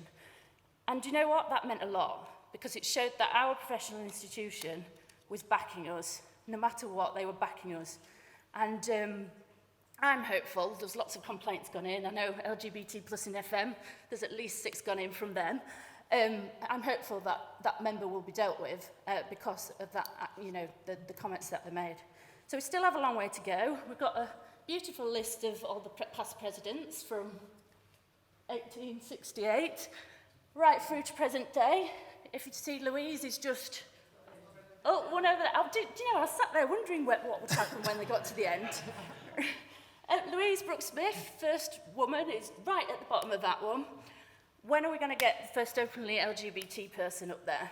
And hopefully there's somebody in this room who will put themselves forward for it. So anyway, that's my little rant over and my little story. So first of all, I want our panellists, our wonderful panellists, to introduce themselves. When we did this on the phone, it took about most of the phone call because everybody's doing so many different things to help bring on inclusion. So, you know, they're on this panel, this panel, this panel. So hopefully we'll limit it to a short period of time, but off we go, Martin. Hi, I'm Martin Smith. My pronouns are he, him. I work for TFT Consultants in London. I'm a chartered building surveyor by background, over 10 years, under my APC. I was a member of Freehold. I was mentored by Freehold to get chartered. I then became a mentor for them. I then set up what was elected co-chair of Building Equality in London, which is construction side rather than property. Ran that for about 2.5 years during the pandemic. I also headed up D&I in my previous role at my last company. I'm also a trustee of AIDS Memory UK, which we're trying to build the first ever AIDS memorial in London. So that's one of the things I do as a trustee. And I also run a community group with my partner in East London as well. So that's a bit about me. Over to yourself. Hi, I'm Helen Randall. I'm an out queer woman. My pronouns are she, her. I'm a consultant at Trowse and Hamlins, which is a city and international law firm that does specialise in matters to do with the built environment in the UK and overseas. My day job is as a contracts and procurement lawyer, so I've got my anorak on today. I was the former head of public sector business, and I was also the head of diversity and inclusion at the firm for a while.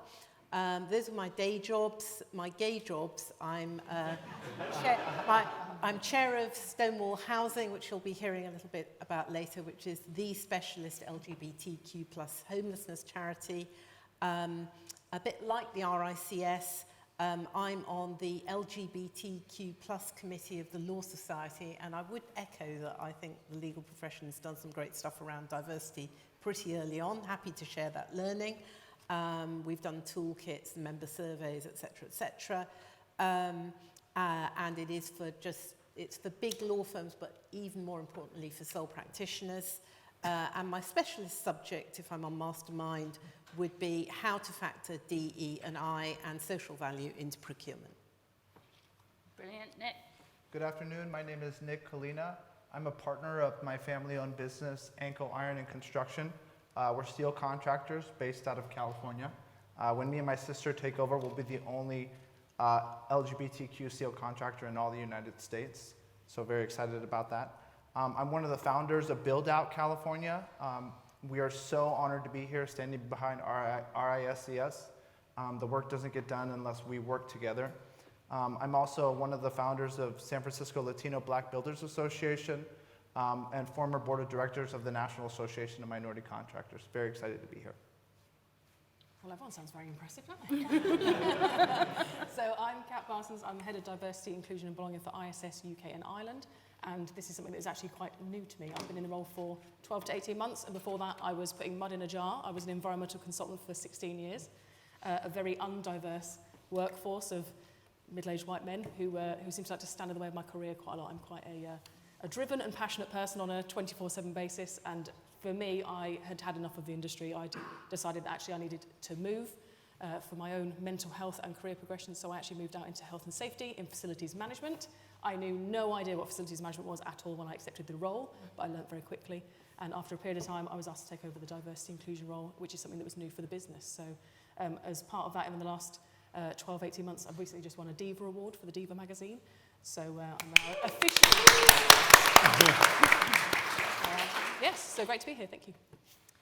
I'm Christina Riley, Senior Planner, Quinn London. So I've been in the industry, construction industry, 30 years now. I transitioned when I was at Balfour Beatty about 8 years ago now. I co-founded Building Equality. I was on the Balfour Beatty, I was chair of the Balfour Beatty LGBT network for 3 years. And I'm also here representing the CIOB. I sit on the Diversity and Inclusion Committee and also the Construction Industry Council Diversity Committee. So I've got things, there's lots of pies. I told you they had a lot going on.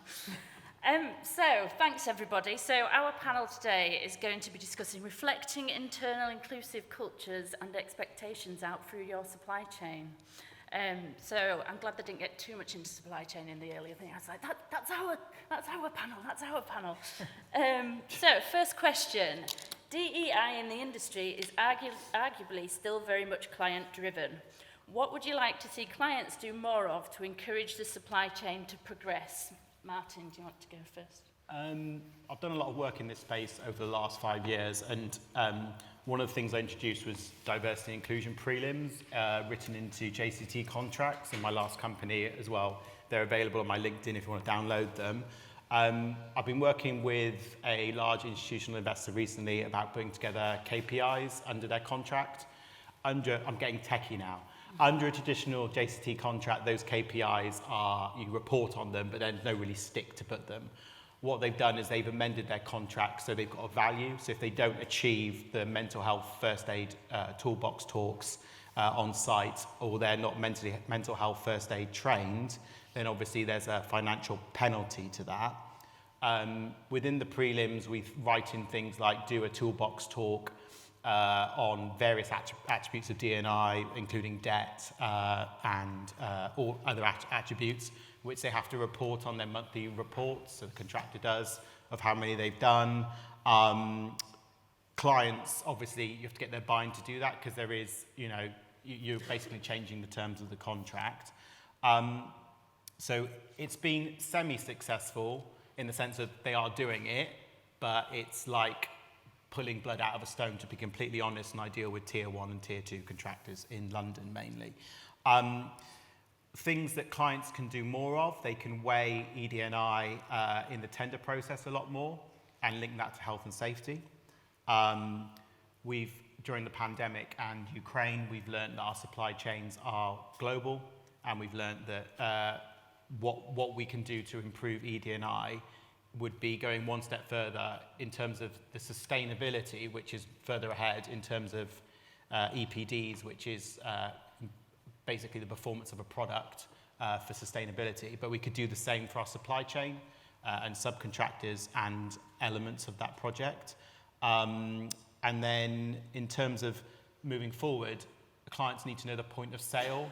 So if I'm on 3 or 4 jobs, I've got 30 subcontractors via tier 1s under them. You times that by 3 or 4.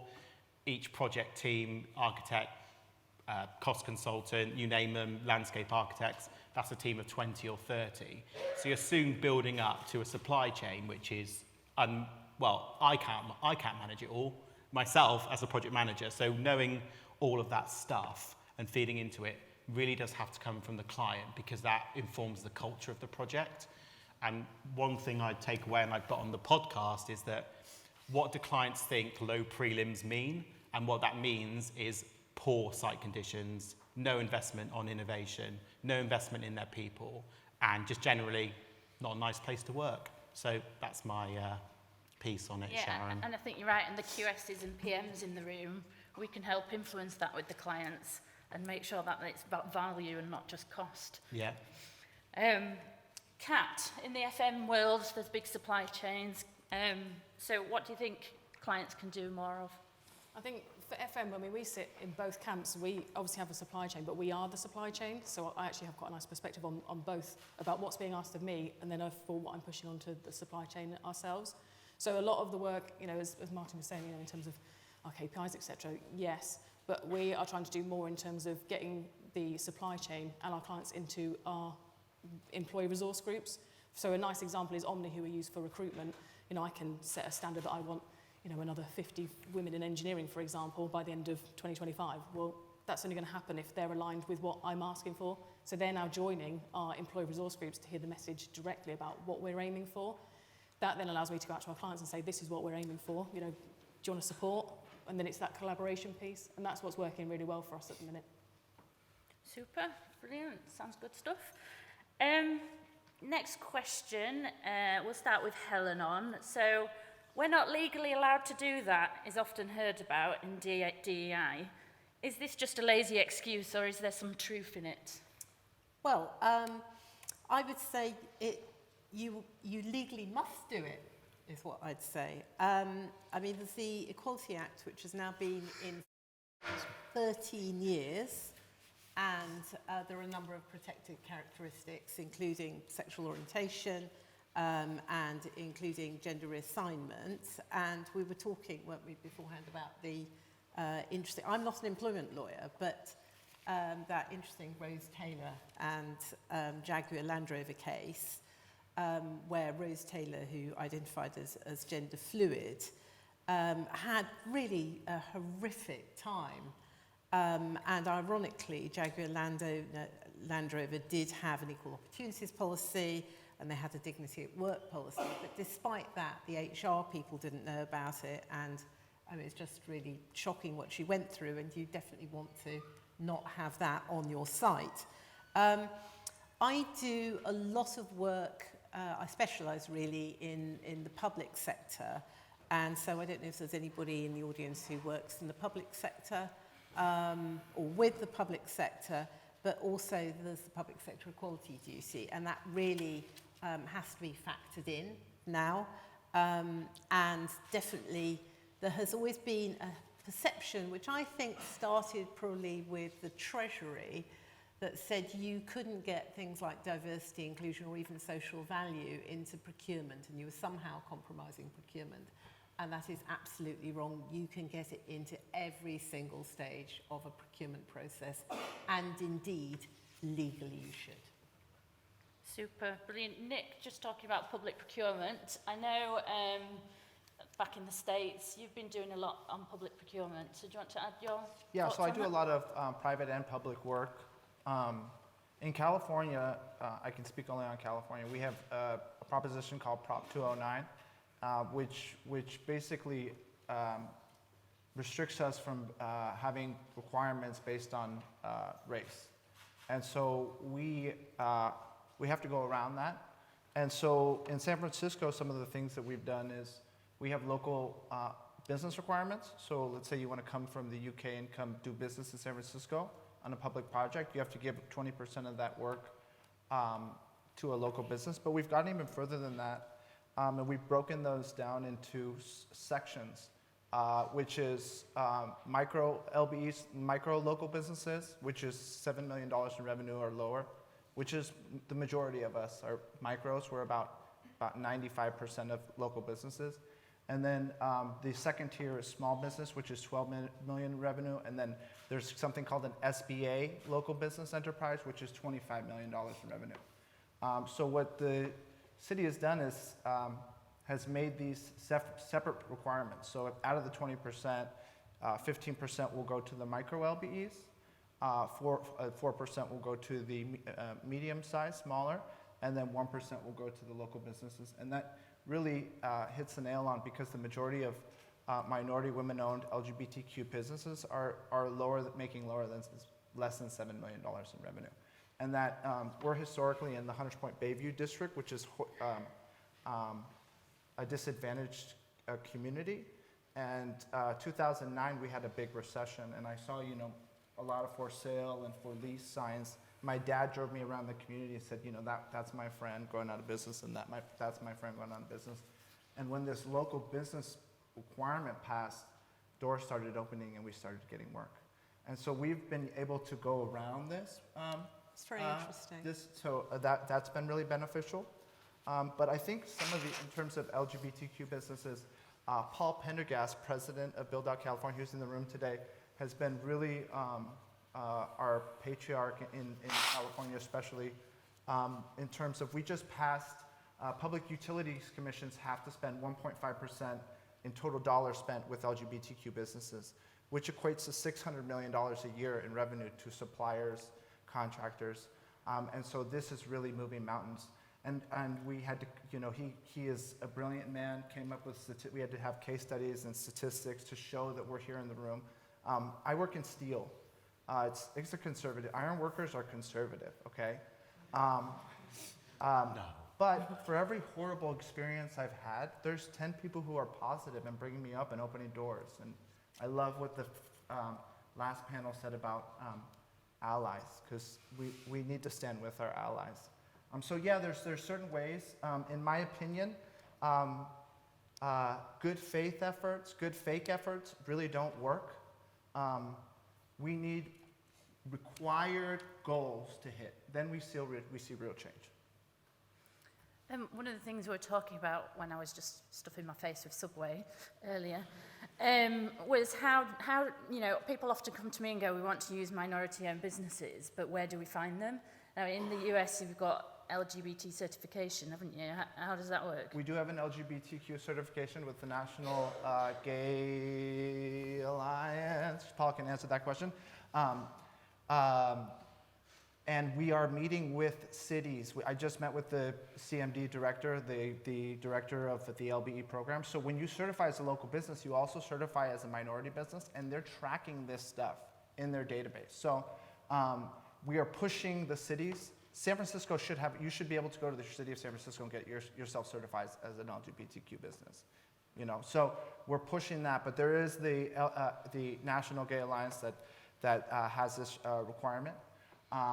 But if you go to the CMD LBE database, you can find the local minority LGBTQ businesses on their database. They have that data for you, along with who's getting work and who's not getting work. So you can see the data right there. Which is brilliant. So the next question. So the industry is starting to take DEI more seriously. As someone said earlier, we're about 20 years behind everywhere else, but hey, we can learn from their mistakes. But there is an argument that this is only impacting office-based roles. How do we ensure the work we are doing gets to frontline workers? Christina, do you want to? Yeah, so in my career, as I said, I've been in construction 30 years now. So 10 years of that, I was actually site-based, an engineer. 20 years I've been doing planning. Some of my planning, in terms of construction planning, has been site-based. So I've been working very close with the subcontractors and the SMEs, but also the senior management and the design team. So I've seen inclusion through my whole career from sort of everybody's angle, really. And when I decided to come out about 8 or 9 years ago, there wasn't a lot happening at all in the industry, but it was happening in the offices. And so I came out and we launched Building Equality a couple of years later. And I just realised for me that there was actually nothing within the industry out on site for the smaller organisations, the subcontractors, the grassroots, people in construction and property. And we actually started LGBT toolbox talks that had never been done before. And I think one of the first ones we did was at Crossrail, went down to Woolwich Station about 6 years ago. And there's about 200 site operatives, all the engineers from the tunnelling coming up. And I just remember for me, in my career of like 22, 23 years, it was the first time I could stand in front of grassroots people and senior management. I had the CEO from Crossrail and stood next to me for a mental health talk as well. And it was the first time I talked about lesbian identity and transgender identity and bisexual identities and all the other identities, and as well as linking it into mental health, as I say, and disability and neurodiversity and ethnicity, all of those. And for me, it is a really special moment because it had just never been done before. And I'd spent sort of my previous 10 years of my life literally petrified of who I was as a trans person in construction. It totally affected my mental health. I had panic attacks for 10 years.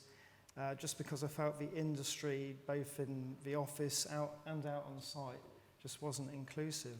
And so the Toolbox Talks became a really fantastic thing. And I know Building Equality, we've got Mark in the audience here if you want to have a chat with Mark about Building Equality. We've got examples of Toolbox Talks on the website.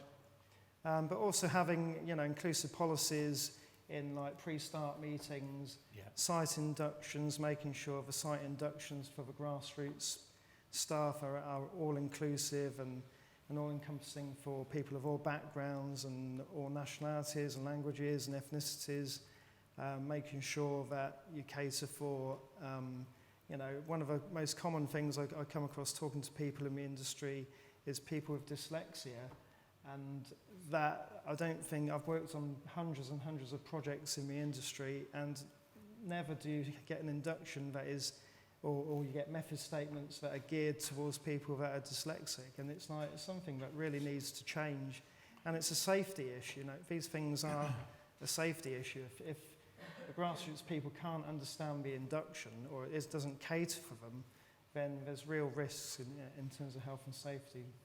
I've done enough on that. I think just coming on to that point in terms of being on site, because half of my projects, site-based or office-based.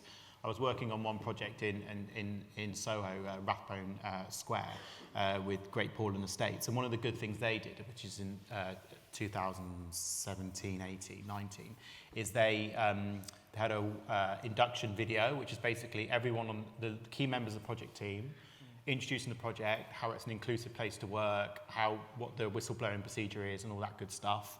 But one of the main things that I took away that should have really been done, although it was quite dynamic, that the fact that all the subcontractors sat on an office floor plate from a building that's about to be demolished, including the client, the project manager, all the design team, all the subcontractors. So instead of just hiding behind an email, people were actually having conversations and drawing off into meeting rooms to resolve issues, which is really inclusive in the way the industry should be. But one of the things that let the project down is that consultants that were there never had their senior leadership with them. So they'd literally be on this project for a year or 2 years, and their directors wouldn't even know the project, wouldn't have walked around it, weren't able to address any issues they had. So I think one of the things you could take away from this is that make sure your leadership team at site level, your C-suite or whatever in the office, attend site ad hoc, unannounced, and find out what's going on their projects at one. One of the things you can do on behaviour, which I introduced to my last business, was 360 reviews. So in essence, the people you manage are reviewing you to HR, but then in your behaviour, not technical competencies, which you should have as a business, you would write in, we had one on D&I, So in essence, do they have an inclusive attitude?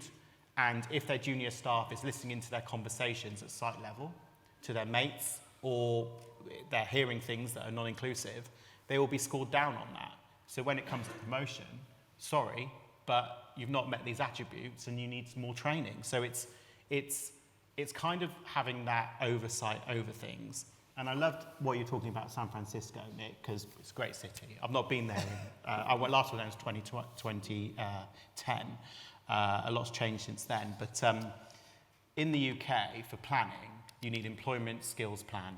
Now, which is about employing local people, training people.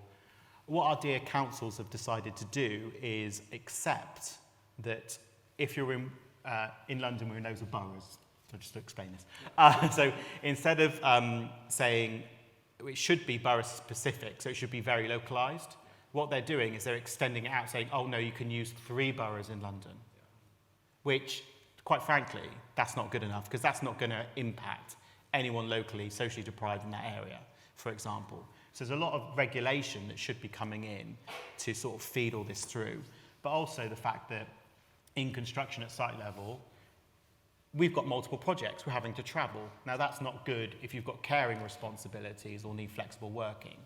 So one of the things that Legal and General have done, I think it's Legal and General, don't quote me, is they're exploring off-site construction, which means you are at site, one location, flexible working, shift work, and able to do a construction project be able to plan it around your life. I'm even hearing now in construction, people are having job share or working all the time on a project. And it's able to work even at management positions for contracts managers, as long as there's a handover process and it can work and there's a tracking system that can work. So there's loads we can do, but it's all about behaviour, site conditions, what's the culture like, but ultimately the supply chains are massive. So having these toolbox talks and the poster campaigns on Building Equality website for free to download as a template, it even tells you how to present it. There's even ones on allyship, etc. These are things that you can take away today and implement tomorrow. So as a room, I think that's something we should do. And one small point, and I'll shut up then, I won't talk again, is I think the RICS need to step up their game in the sense of, we do CPD, we have to report it on the website. We should have an ED&I CPD that people need to do yearly, that you can't flick through. You have to do it, a bit like asbestos training, just so everyone's brought up to a similar level and it's being proactive rather than reactive. And for social media, there's a good charity called Glitch, which was set up by my former councillor where I live, a Labour councillor, who was bullied out of her job and harassed in the European Parliament for race online. It's all about being safe online and not being taken out of that space. So that's a good place for you to look in terms of resources to not quiet your voice online and have a presence. And yeah, that's all I'm going to say. I've finished. Super. Yeah, I think my CPD is mostly D&I. I'm not sure whether that's allowed or not. One of the things that you've all mentioned there, things that like we can do and we know we can do, and I think with D&I, we know what needs to be done. It's just having the will and putting the resources behind it to do it. And that, I think, is where we're still missing in the industry. So Marion kind of stamped on my parade earlier and talked about SMEs. I just wanted to bring in, actually, from Helen's perspective, because she's done a lot of work with the Law Society, like what can we learn from the Law Society about how we bring SMEs onto the journey with us? Well, thank you, Sharon, and thank you, Antonia, for that great... I swear I didn't bribe Antonia. Anyway, I think, well, the Law Society, I think we've got some, do feel free to go to those resources. I'd really recommend that the RICS maybe have a dialogue with the Law Society. It wasn't one of the bodies you mentioned, but, solicitors and surveyors work together day to day. We've got toolkits, we've got they're particularly aimed really at smaller high street practices or small practitioners. We have podcasts. We have our LinkedIn group, which is called LGBTQ plus network, Law Society LGBTQ plus network. Anyone can join. You don't have to be a lawyer. You don't have to be LGBTQ plus. There's loads of resources on there. So I think sharing resources, I'd absolutely echo training. When I was head of D&I at my law firm, I took it over and the person before me said, oh, you won't find it's very much work at all. You know, it's like a committee meeting, like once a quarter. I was like, oh, I was working till 10 o'clock at night, you know, while I was doing that. But loads of sharing and be open. I think it's really important that you're true to your organisation. So just look at the diversity within your organisation and kind of celebrate that. And get people open talking. You know, it might not be about an LGBTQ issue. It might be about menopause. It might be about miscarriage. It might be about a mental health issue. I do think in terms of sort of procurement, really, you can think about SMEs through all stages of the contracting process, and it's great you've got databases in the United States. We don't have them. I mean, I've done, or not so many, then they're hard. I can't name my clients, unfortunately, but I did do some really interesting work with the London Borough, who was really, really keen to get on their architects panel representation from the black community within their borough, particularly because they thought that architecture should be representative of the community it serves.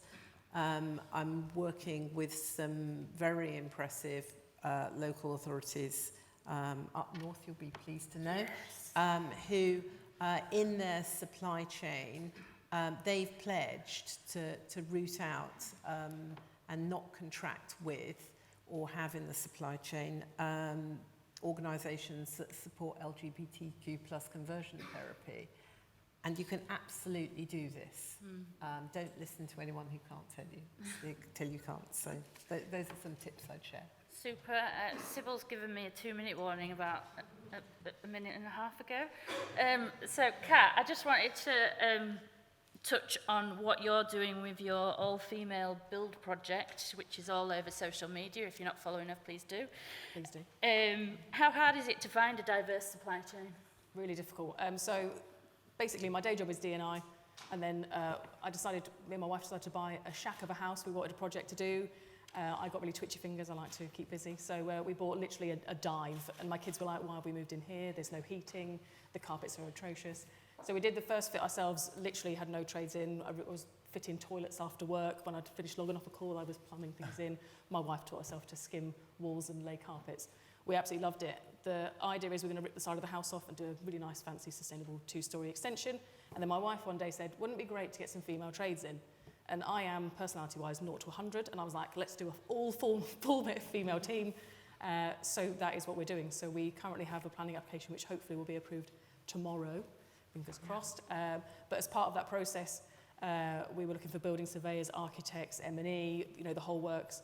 That side hasn't actually been as difficult as I thought it would be. The area we struggled in was surveying, which is when I bumped into Sybil. I had to go through 8 different companies before I could find a female surveyor, and that was one female surveyor in a company. So there was a bit of a balancing act between sustainability, which I'm very passionate about, and, you know, meeting our targets for this personal project. So instead of going to the company with the one female surveyor who might set up a women's network, there wasn't really a lot happening in terms of diversity. We went outside into Essex. I live in Suffolk, and we actually went for a female-owned business. They're doing loads in terms of getting women into the industry and supporting. So we actually went with them. You know, they've done all of our work for us, and now we're looking for women on tools. So if anyone knows any females in trades, please send me a note on LinkedIn because we want it to be a full female build from start to finish. So. Yes, so in terms of our background, my wife and I were both my wife is still in construction, but even, she was in Rochdale last week up north, looking down a trial pit with 11 men and her, you know, that's, you know, where is the diversity? And it doesn't seem to be changing over the 30 years she's been in the industry and the 16 years I was. So we're being slightly disruptive. We've had some feedback in terms of discrimination, in terms of the men want, you know, why are we not being included in this? But, you know, the whole point of this is to spotlight that, you know, construction is an industry that women should be in. Women is a very big lens as well. We're looking at abilities, race, the whole works. We're getting a massively diverse female workforce on this. So hopefully in 12 months' time, touch wood, we'll have a beautiful house which will be built by women. Super. I'm currently watching Sarah Beanie's new home in the country. Lovely. She should have done that in all-female. I'll give her a ring. Give her a tip. We've got time for Q&A, haven't we? Yeah. So we'll move on to Q&A now. There's a roving mic somewhere, so if anyone's got any questions. Oh, we've got one over there. Thanks. Great panel and great discussion. And there's been a lot of focus in highlighting RICS, but one of the things I thought was so brilliant about today's event was the other institutions as well. So is the perception, are the other institutions doing as much as RICS is, or do they have more work to do? Can you just give me some feedback? Who's best to give that feedback? Should I take CIOB? Yeah, you do CIOB. So I've been on the CIOB Diversity Advisory Panel for 2 or 3 years now. I know Mark is in the audience here somewhere. I can't see you, Mark, but I know you're here. There you are. So we recruited Mark a couple of years ago. Now Mark's made a huge difference. You're head of EDI, aren't you, for CIOB? And I know you've been a major part of the Memorandum of Understanding with all the other organisations which we're talking about. If you go onto the CIOB website, you'll see the CIOB Charter, the EDI Charter, which any organisation, whether an SME or a large contractor or client organisation, can use to actually develop their EDI agenda. So do recommend you sign up for that, looking for new signatories for that. And obviously the memorandum of understanding is they're making real great progress on data collection within the industry. There's a big there that's going on. So obviously talk to Michelle and Mark about that as well. But there's quite a lot going on with the CIOB. Yeah, if I can just on behalf of all of us call on that one, you know, the point is we all signed on to a 45-point action plan together. We're in that together. So we might get about it in our own ways, but we're in it, we're all agreed to the same targets, the same objectives. So I would say, yeah, same. Sorry, am I loud enough? I think I project. Antonia?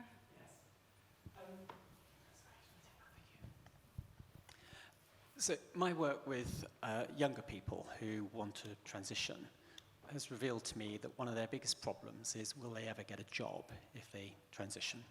So what is being positively done, in your view, within our industry to make sure that the younger trans people will want to come into our industry? Is that for me? Do you want to start, Christine? I mean, from my point of view, I transitioned, as I say, at Balfour Beatty 8-9 years ago, 22 years in the industry at that point, and I was scared stiff about my career, whether I could even transition within my own company, and I actually transitioned about 1.5 years after joining Balfour Beatty, and I stayed there for about another 3.5, 4 years. So I had a relatively successful time at Balfour Beatty. And then obviously, you know, you're then nervous about, you know, your career going forward. So, I mean, since then I've worked at Kia, I've worked at Morgan Sindall, I've worked at ISG, and now I'm at Quinn London. So I actually haven't had a problem getting a job. And I haven't gone in there as the trans person looking for a job. I've gone in there as originally a graduate for the construction management degree, and obviously 10 years engineering in, but with respect, you started like I did as a male. Yes, yeah. I'm more interested in when a young person is transitioning, maybe through puberty or through puberty, and knows that they're only ever going to work in their true self, but they have to put on the employment forms all their circumstances. I don't know whether you do though, do you? How is the industry preparing them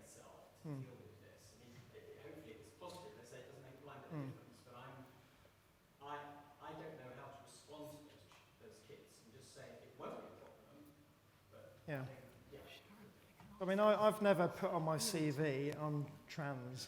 You know, I've just put on that I'm looking for a particular job. And when I go to the interview, you know, I used to be terrified about what they're going to say meeting a trans person. But you talk about what your interest is, you talk about your qualifications, you talk about your passion, you know, you talk about the skills that you bring. You know, I think to a young trans person, you know, there are many companies in terms of the larger contractors that are obviously LGBT inclusive. The SMEs have got a long way to come, I think. What are you seeing employers doing? Because obviously you're the employee going. I'm interested in what employers are doing. I think, Helen, have you got something to add on that? Well, I've got some parallels, and this is just, you know, the legal industry, which is obviously different. But what we noticed was I think what's really important is some sort of trans role models in the industry. And the thing that really made a difference at my law firm, Trowse and Hamlins, was when we talked about diversity, we actually had, with people's consent, we had photographs of people, sort of, and what people said when we went to law fairs or recruitment fairs, they said, we know your firm really means it because you've got photographs of real people doing things and saying things, and you can, I mean, you know, there's a plethora of channels now that young people look at that maybe people of my generation, you know, traditionally didn't.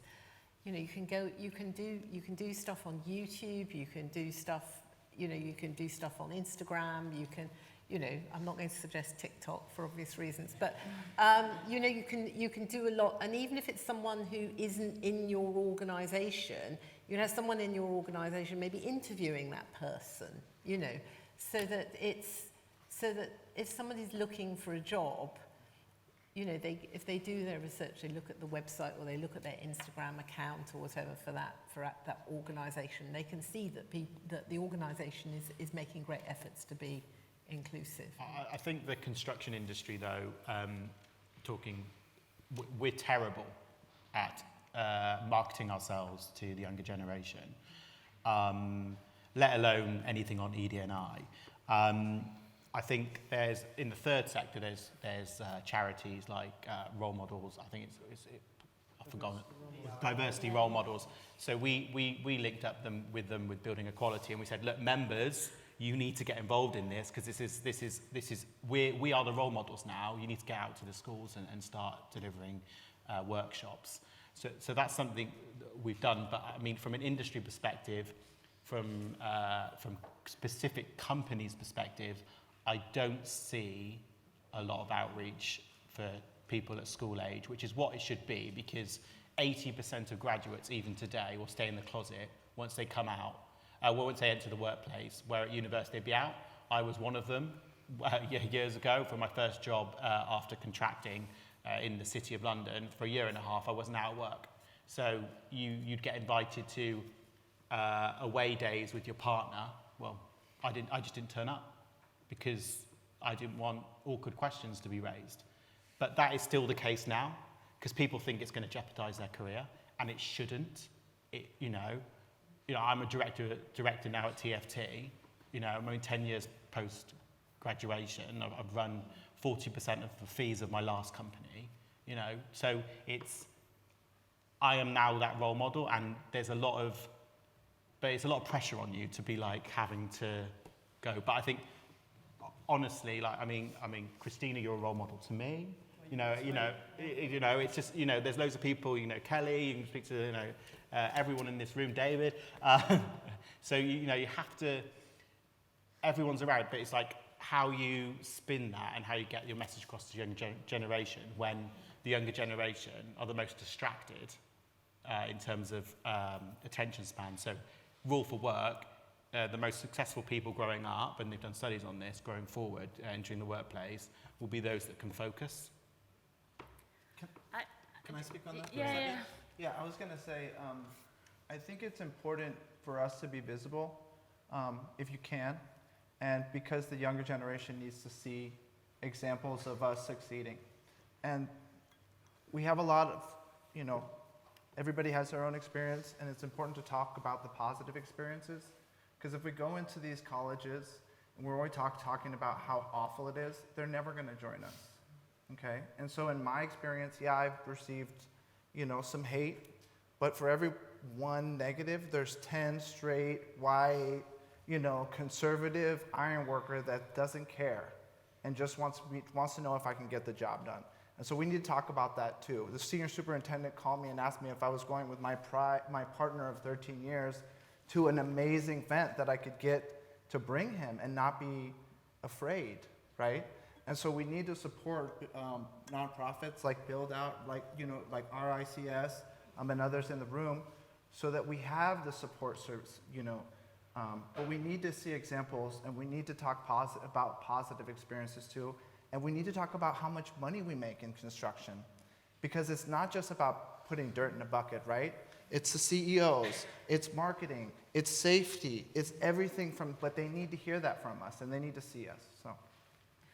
Yeah, and just to add from my point of view, and it's not right, but it's where we're at the moment, that there are companies that are doing great stuff on LGBT plus stuff, and we in the room know who are the rainbow washers and who are actually inclusive. And I would say if you've got particular individuals, reach out to Building Equality, reach out to LGBT plus in FM, reach out to Freehold, and we'd be able to support them and guide them, a bit like women do, because we know which companies we should be working for and which will be an absolute nightmare. So I think there's opportunity there to reach out to the networks and they'd be able to support them.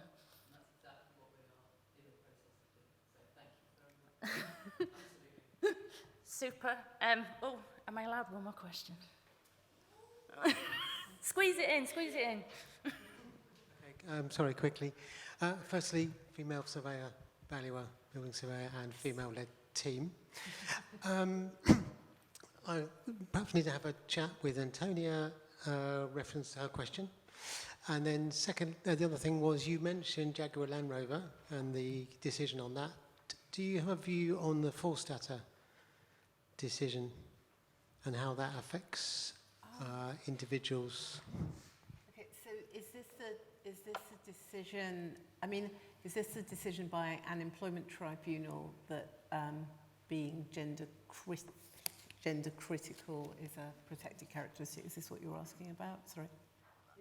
Yes, the judge said that you're allowed to hold whatever belief you like. Yeah. Makes sense.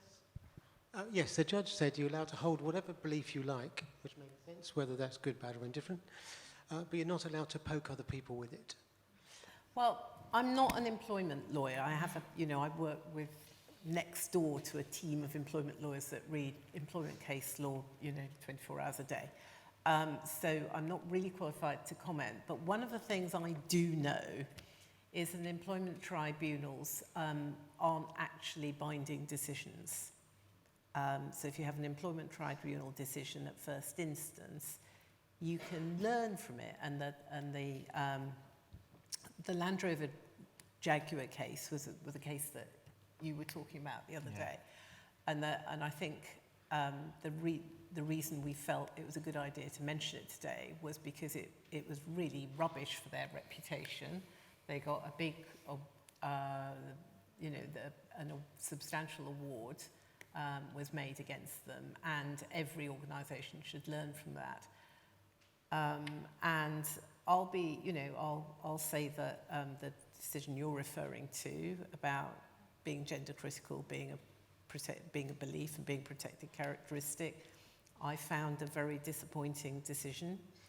And I comfort myself that employment tribunals, at first instance, they're not legally binding precedent, so they don't have to be followed. But it's created a lot of ripples, hasn't it? And I have to say that I'm sure everybody in this room, the point Antonia made about being an ally. If you're really an ally, you're an ally at home as well as at work. And, one feels sometimes on a bit of a mission to educate people And about that. on the Taylor case, that was actually a building equality member that did that, so the Taylor in the case. If you go on our website, you can watch a YouTube video where the law firm that represented them put forward their case and how they went through the Equality Act and how they were able to win the case. It's on a link via YouTube on our website, so just have a look at that if you want more details. But I live in hope that there might be another employment tribunal decision that might take a different view on what that might entail. Super. I'm getting proper glares from Sybil now. So I just want to take time to thank our panellists. Thank you, Martin, Helen, Nick, Kat and Christina. And I'm sure we're all hanging around because there's drinks. Yeah, see you out there. Thank you.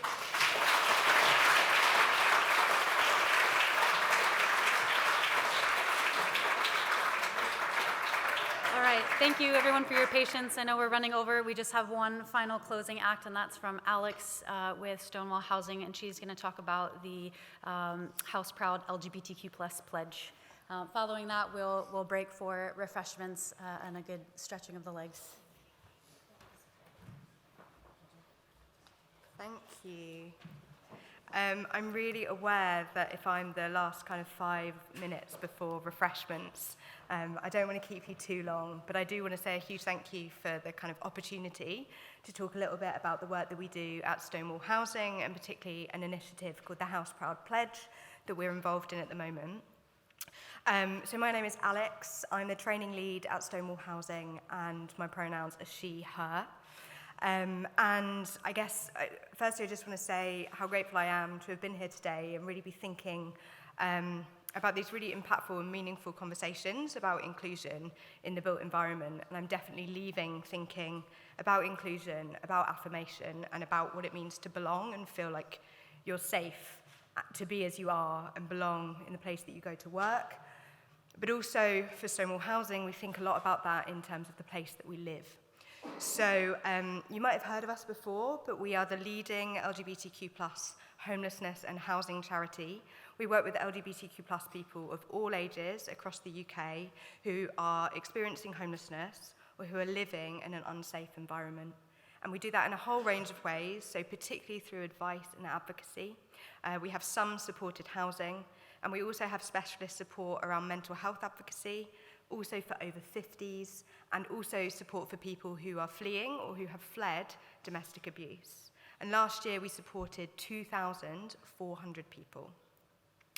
Something else that we've been involved in is this year we became the delivery partner for an initiative called the House Proud Pledge. And the House Proud Pledge was set up by a staff network of LGBTQ+ people working in the social housing sector.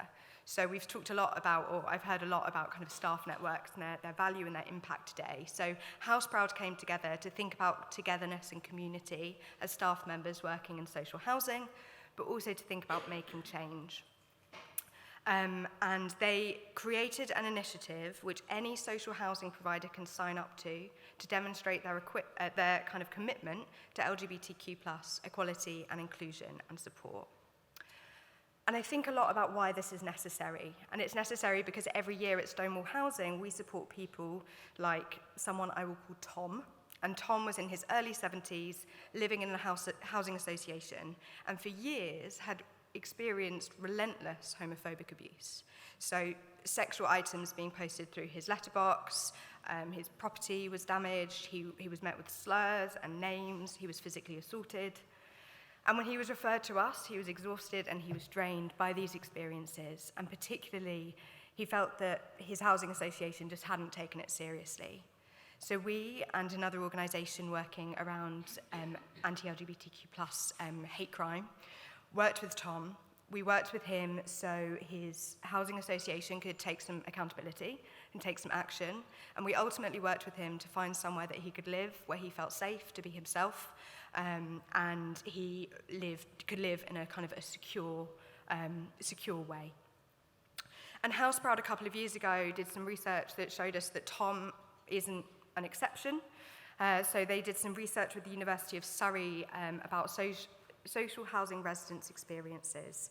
A third of LGBTQ+ social housing residents felt that their neighbourhood wasn't safe to live as an LGBTQ+ person. A third of survey respondents felt that their landlord wasn't able to deal effectively with issues like harassment that Tom had had. And it also kind of picked up themes of kind of hypervigilance, so the ways in which people would modify their homes or kind of check people at the door before letting in their landlord or letting in a maintenance person.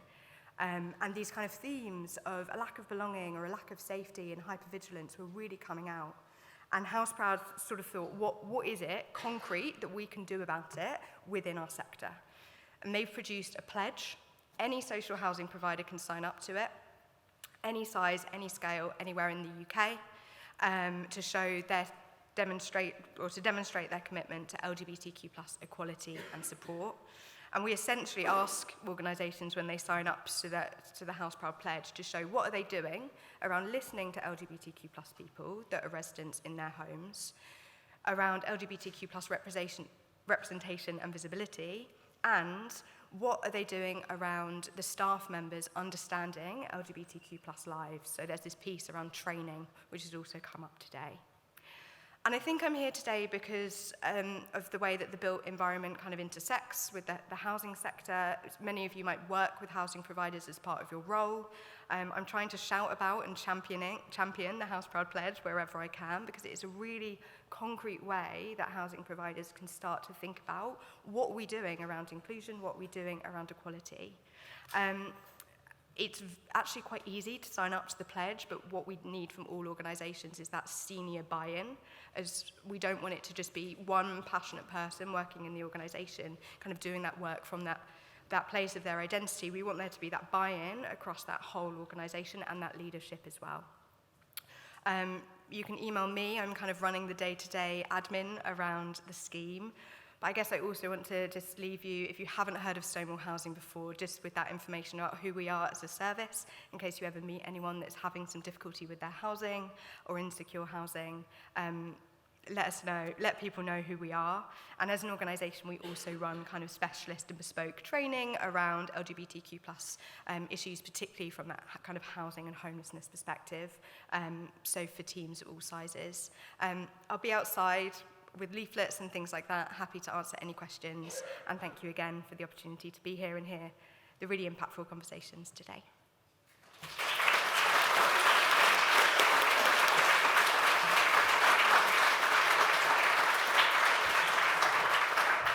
Okay, that's a wrap. I think there's a lot, hopefully, that you can take away from the conversations today, some reflections, maybe some personal growth, maybe some things we can take back to our organizations, question, challenge, do better on.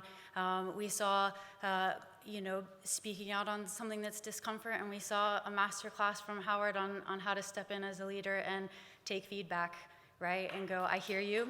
Okay, yeah, let's have the conversation. I appreciate you, Michelle, for saying something. I know it's uncomfortable. Hopefully, you can break bread together and have a conversation, or break crosstown donuts together, which are available during the social. But that's how we move forward, is having the uncomfortable conversations rather than avoiding them. And so hopefully, in some way or some form today, you learned something. And yeah, let's all enjoy the rest of the afternoon together, get to know each other a bit better, and then hopefully we'll see a lot of you at our next DEI event in September.